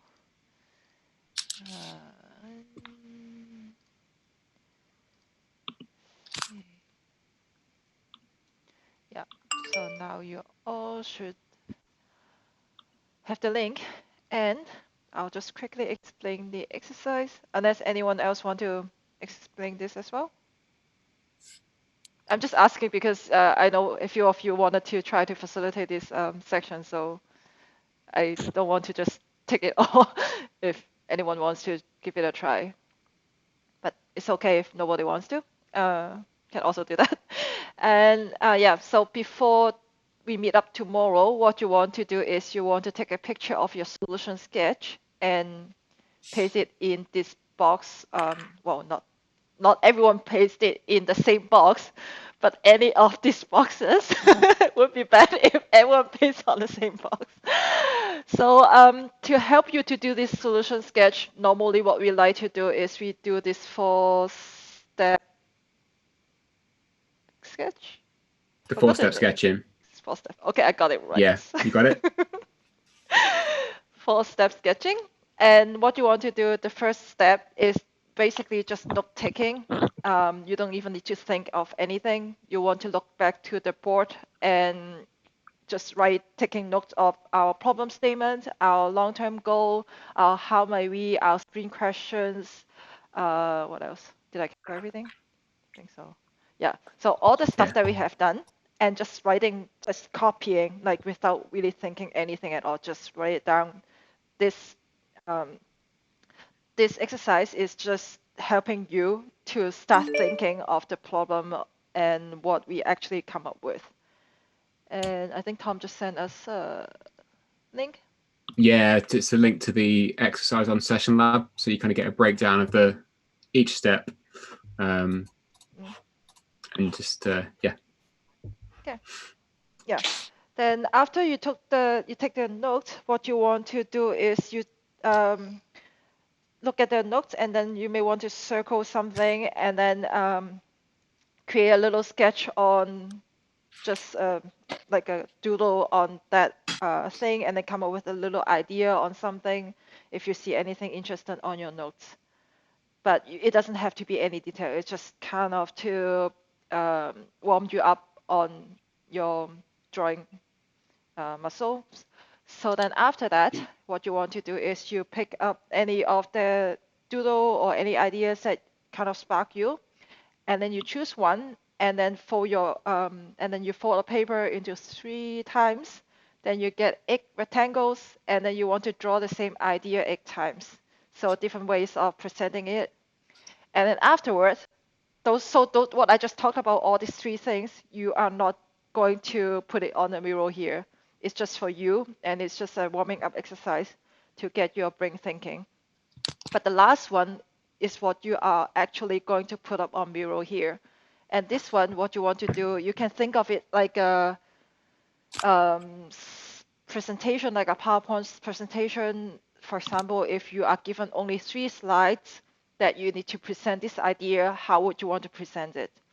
So Uglies is totally okay. What you want to do is just draw something out, sketch something out, and use words. It's very important. So then you can use sticky notes and then text to explain your idea as well. So you are not only depending on you are not only relying on your drawing. So you can also write down stuff around it to explain your idea. But make sure that your writing are readable. Because tomorrow, when we do this presentation, you will not be the one who's presenting this idea. Someone else will do that for you. So make sure other people can read your writing. What I like to do for myself normally is I will use Post-it notes and do my annotation on my paper. And then I will take a photo of it. I put it on Miro. And then I use the digital notes on Miro, the sticky card, and then write the notes again and then just put it on top. That way everyone can read. So that's just my preference. But if your writing is mine is super messy, like this is kind of my writing here. So yeah. So if your writing is neat, then you can just upload it and you're done. Or if you want people to, or if you think that people may not be able to read your writing, use the sticky notes on Miro there. What you want to do is that you also want to give your sketch a catchy title, and don't put your name on it because you want to stay anonymous. And yeah, and then what you will see tomorrow is I will be constantly watching the Miro, and once someone put the drawing on it, I will be covering it right away. So others are not really seeing what you have produced until right before the section tomorrow. Ooh. Oh yeah, that's new. Yeah, and I mean you can also help me because then maybe I may not really watch it like every second. maybe you can just ping me, I'm done with the solution sketch, then I will just cover it. So that's that. And yeah, and what else? Yeah, I won't give you more offline exercise because I think that's enough. And I think what I would like to do is before we break, I would like to get your feedback on the mapping exercise, the experiments that I just did. I want to really get some feedback on that. And maybe you guys can also give some feedback to Andre about the creative clue. And Jerome, I think you may also want to talk about something regarding on the talent sprint. No, we're just pointing at you and at Andre, but I don't know whether I'm pointing at the right person for everybody. Absolutely 100% not. No, on my screen you're pointing at Anna and you're pointing down on my keyboard. This is really different. We once had Robert joining in a meeting, and we all started to point at Robert, but it went just in all directions. It was really funny. Yeah. So that's good. Now, maybe to round off today, I've seen people speak out loud a lot today, and I think that's a nice thing of this day 2 type of exercise. It gives at least me the feeling much better how you think or what you like, or more or less, let's say, how you see the correlation between certain mapping flows in the mapping, for instance. So it's not about agreeing or disagreeing, it's about reasoning out loud. And I think that's a nice quality to show also in a workshop towards each other. It gives me a different perspective. Abia or Adriana or Andre, I think it brings personalities alive, and I think that's important also during the talent sprint, that it's definitely not only working alone in silence or working together alone, where it's about voting and only adding content, so to say. So I think that's nice to see. I think we should continue that, and I think with the creative clues from Andre, let's say we're really adding a different dimension, I think, to this event as well. And if it was up to me, you need to boost it even more, I think, in this type of virtual world. I think it can really impact. It's like the unique visual appeal that it brings to these virtual sprints. I'm trying to be careful with this, but now it has life on its own, feels like. Yeah, well, maybe sometimes things go viral, and maybe you need to have it go viral at a certain moment to really grow. So I hope they're really for you, but I think it's really boosting the meetings in a different way. Yes, we have to move on also to tomorrow, so we'll get into the same flow. And again, I would stimulate the conversation, the debate within the rules of engagement of the talent sprint and of the design sprint, of course, as much as possible. But I was just curious, Sandy was just asking, let's say, for feedback, but is there maybe someone who wants to raise her hand or his hand and say, let me summarize how I experienced today's session. Just from a personal point of view, this is how I experienced the last, 2 hours and 20 minutes, as a day 2 step in the design sprint process. Who would like to give such a summary for all of us? Can go if you want.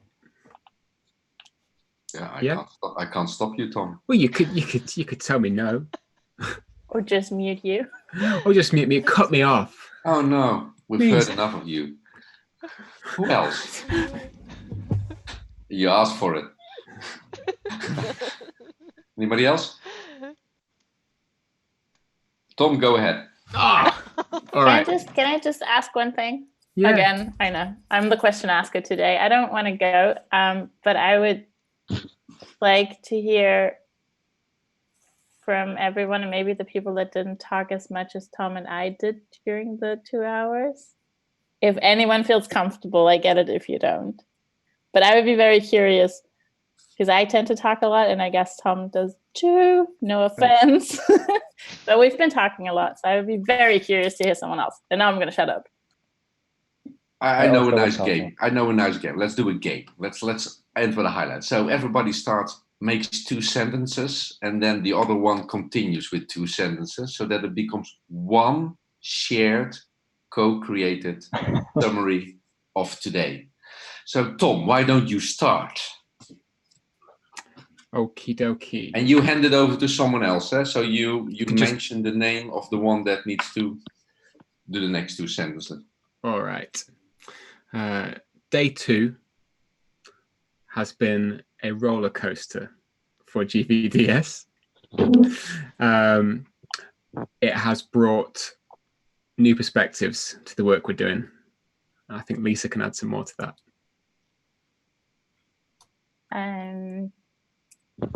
It has brought new perspectives, and for me, also new ways of doing steps in the design sprint that I haven't done before. So there was a lot of learning, and I love that we experimented. And now I'm handing over to Bea. I already knew that the mapping will be, challenging, because it's always, and it still was, but I think it brought new perspectives than concentrating only on one actor. That's what I liked, and I would continue compared to the previous approach from GVDS. And I hand over to Anna.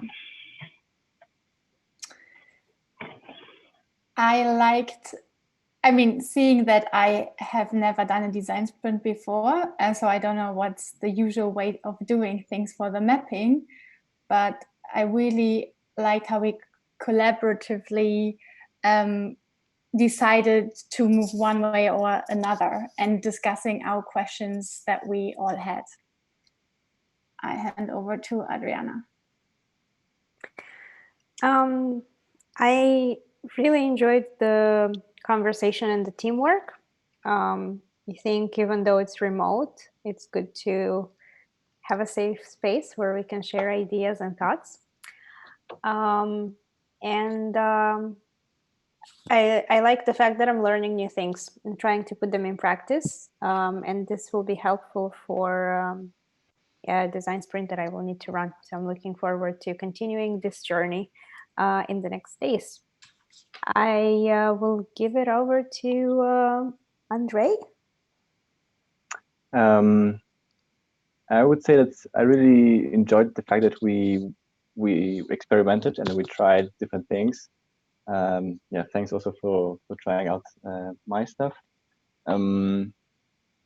It's an interesting learning for me to compare different types of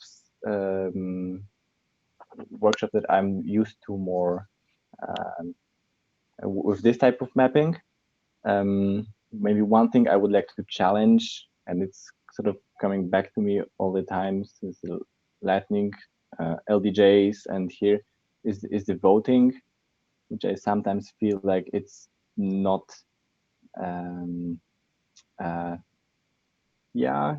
it's not helping us sometimes, meaning there are sometimes 4 votes on one thing and 3 + 1 on other things, but the cards actually mean the same thing. So it's a bit tricky, this whole voting thing. But I know it's a design sprint approach, and I want to learn it. I'm learning new things, and I would like to continue with Lisa. I already talked, so I'm just going to quickly hand over to Sandy. Yeah, I think I'm the last one. Actually, you also need to talk. So yeah, I think I really appreciate that you guys are so patient with me trying to experiment this new thing, because I don't think in real life we always get this kind of environments that we can feel really safe and try new things together. So I really, really appreciate that. And of course, I'm also learning new things. And even though it didn't work everything perfectly, what it was also expected, but that's how we learn. So I just really enjoyed the learning part of it. And that's how I feel like that's what GVDS is really, really about, is creating this safe environment so everyone can really learn from each other. So, and yeah. Jerome? Hearing all the confusion on day 2, all the wonderful new insights on purpose-driven employment, recruitment, things like that. The amazing stories, I think, that were told already in explaining the workflows, but also in the lightning demos. I think it's amazing to see how day 2 in the GVDS session always turns the team from individuals to much more a team spirit at the end of day 2. And I find that something unique that I can't explain why that is happening, because we're not colleagues. We're not working for the same boss. We're not working for the same purpose, if you want to say it like that, that gives us our paycheck at the end of the day. So there must be something else that drives us all to open up so much to create that safe environment. And I found it so unique to see that again also in this team, that's happening around day 2, where most of the struggles are happening content-wise and process-wise, but that apparently that glues us together. So I feel part of a team, not just as an outsider, but really as an insider. So that's a good feeling for me. And that's how I always like to round off day 2 and move into the rest of the week with you as a team. So thank you for that opportunity. Thank you. And I think that brings us at the end of day 2. Do you still want to do the emotional roller coaster, Sandy? Yeah, I would like to do the roller coaster, but I would like to ask one last thing before we break. Can I say one more thing? And that's the third sentence that I will use. I think that Sandy is way too modest about the added value that she brings to this process, and she should stop apologizing and asking for forgiveness for all the things she is probably doing wrong. Because I think those are maybe little steps in her learning process, but she's this big. What she's doing. So, wow. Well okay. done. Thank you. Job well done, Sandy. Thank you. So I would really like to ask one last thing for your help, because I don't know if you have heard of the live sprints. I'm also part of that, experimenting that, and I assigned myself as an assignment to. So my goal is I want to get feedback from my idea or things that I'm doing, but not just positive feedback, but also I want people to challenge my idea.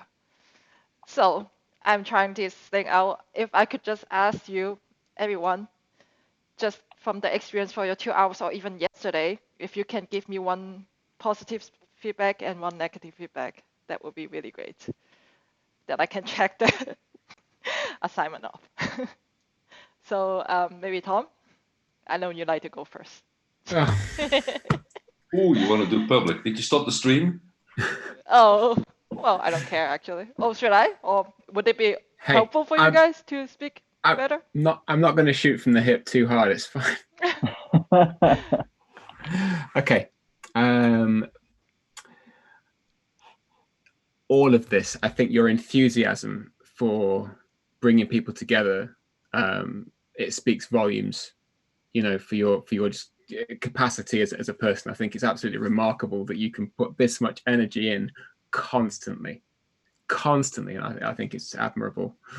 I think you could slow down in descriptions and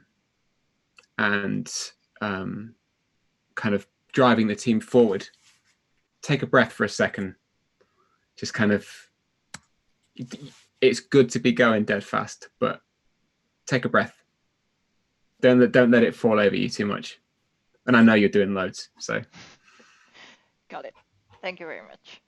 Anna? Yeah, I also think that you're doing a great job, not only during our sessions, but also behind the scenes, because there's so much preparation that's gone into that, coordinating it all, sending out the emails, all of that. I think you're doing an amazing job, and I don't know where we would stand if it wasn't for you. So I thank you so much for that. I think one thing, I know design thinking, but again, I've never done design sprints before. I think, and some questions already came up in that direction as well during the sprint, and maybe also yesterday, I can't remember. But for me, I think it would be very helpful if before we start an exercise, you introduce by saying what the goal of the exercise is.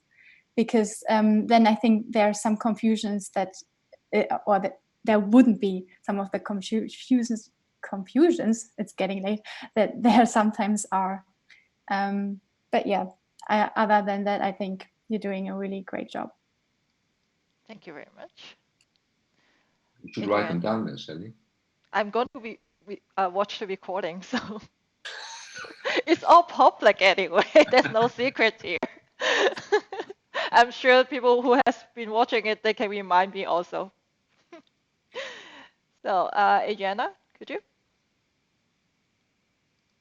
Sure. So first of all, I'm impressed by how many things you have going on and how you're handling them, which is very well, I would say, just looking from this side.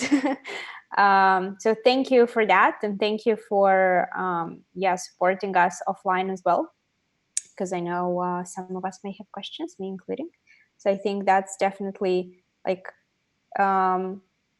all of this as a thing is definitely amazing. So kudos for you. The only thing I would say is just be careful not to burn out when there's too many things happening, and sometimes there's a crash. So I would say that's just the only thing. But you definitely know yourself better. So I hope you are taking care of that. Thank you. So, I gave you already some feedback over the last couple of days, so I'm not going to repeat myself. All the positive things I've said already, so I can't repeat it, and some of you have repeated again, so let's move on. I think the only thing, and again, it's a little bit to what Adriana just said, I think you need to protect yourself a bit more. And that is, don't be afraid to rely on others, because I think too many rely on you at this moment, in a good way. But there are people around you, and a few are in this call, including myself, I think, and you know that you can delegate things to them as well. So don't feel afraid to do that, to give yourself a little break at a certain moment. thank you. Andre? Thanks a lot for all the help. I really know that I can count on your support. Also in between, that's the part that's not visible, so to say, but all the work in between the sessions and all the preparation. I think that you're doing a great job there. One thing, which is I think you're working towards I've noticed that you are trying things out on the fly, which is great, because I feel like this process needs to be adjusted towards the challenge of it. So I'm not trying to. For example, because we had such a big and a sort of blurry challenge that we're working on, right? And I feel like the pre-sprint sessions were not so helpful, because we were going a bit in circles with the pre-sprint sessions and with yesterday. So for example, what I'm saying is that in the process that we've done now, I'm missing a bit of a stage to understand the causality. What happens? Why? What is the root cause of the problem? I think we have tried a couple of approaches, but I still cannot say what is the root cause of what we're trying to challenge. So my just advice would be to keep trying things out, not necessarily from this sprint methodology, but also from other facilitation methodologies. Yeah, that's it. Thank you. And last but not least, Bear?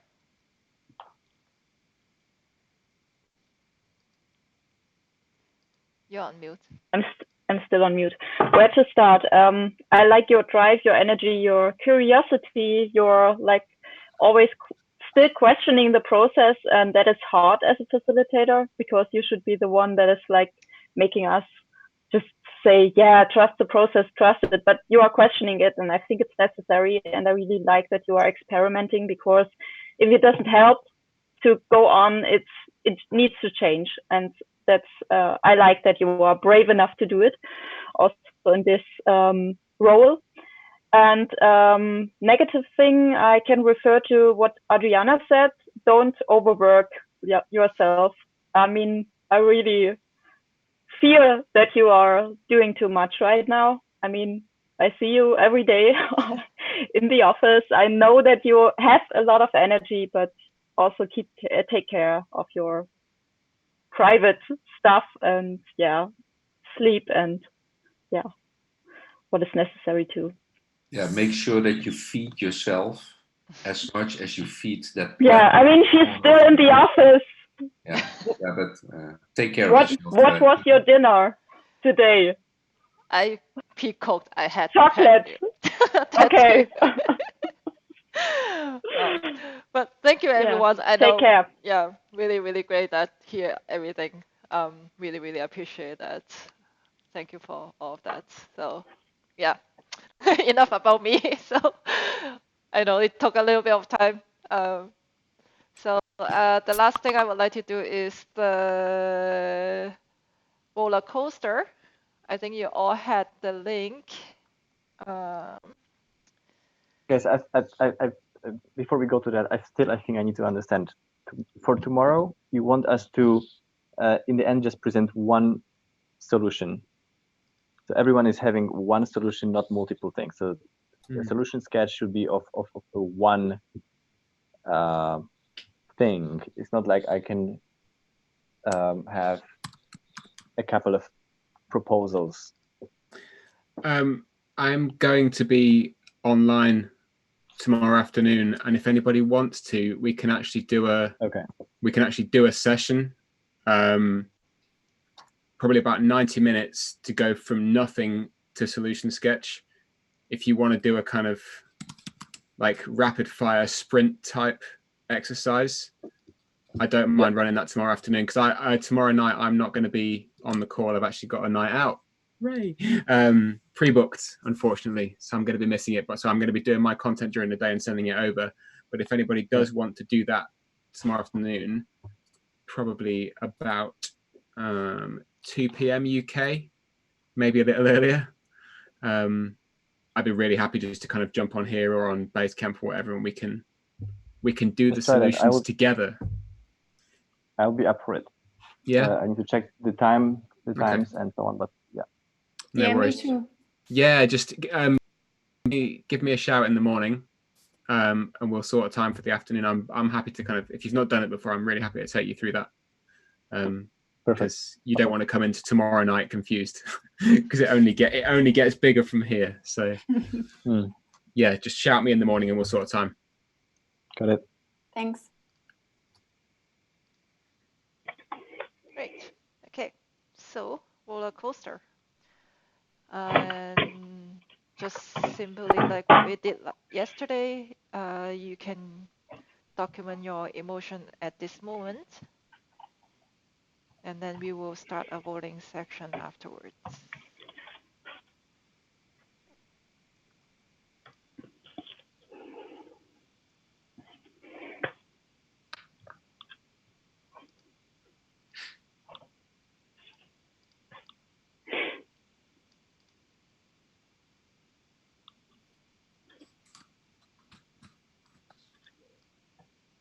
Could you post the link, please, again?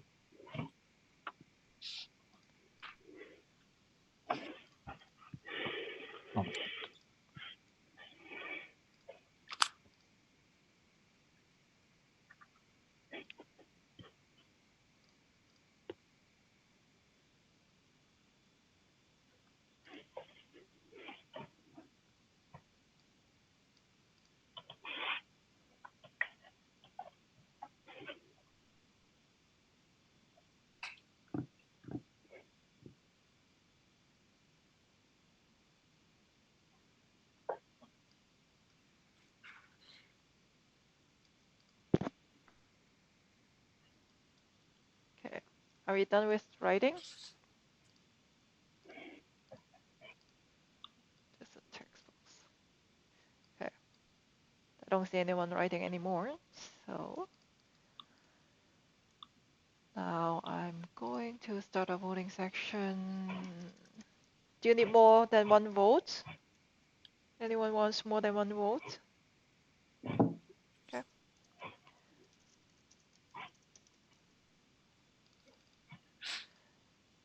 All right.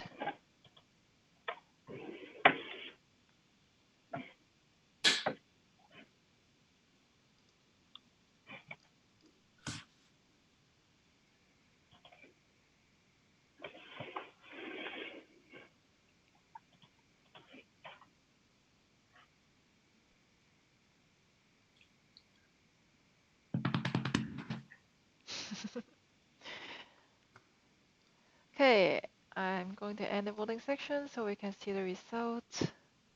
Ooh, great. Yeah, yeah. Love that. So we have the Go top voted team. one is so pleased to be in a group with bold, engaged, enthusiastic people. I think Okay. I didn't set it in a more enthusiastic tone, I think. Could have done it better. Yeah, awesome, great. Thank you so much, everyone. If you could think of any feedback or suggestions for the mapping exercise, really, we appreciate that. You can, I want to say Slack. You can Basecamp me, or yeah, you can still Slack me actually. Any way that you want to contact, keep in touch, get in touch with me. That's totally fine. Just let me know any suggestions, any feedback, positive and negative, please. Otherwise, I can not improve on Constructive. that. Constructive feedback, exactly. Yes, exactly. Guys, And thank you very much. See you tomorrow. yeah. See you guys, everyone. Thank you. Good night, everybody. Bye bye. Good night. night. Night. Bye. Bye.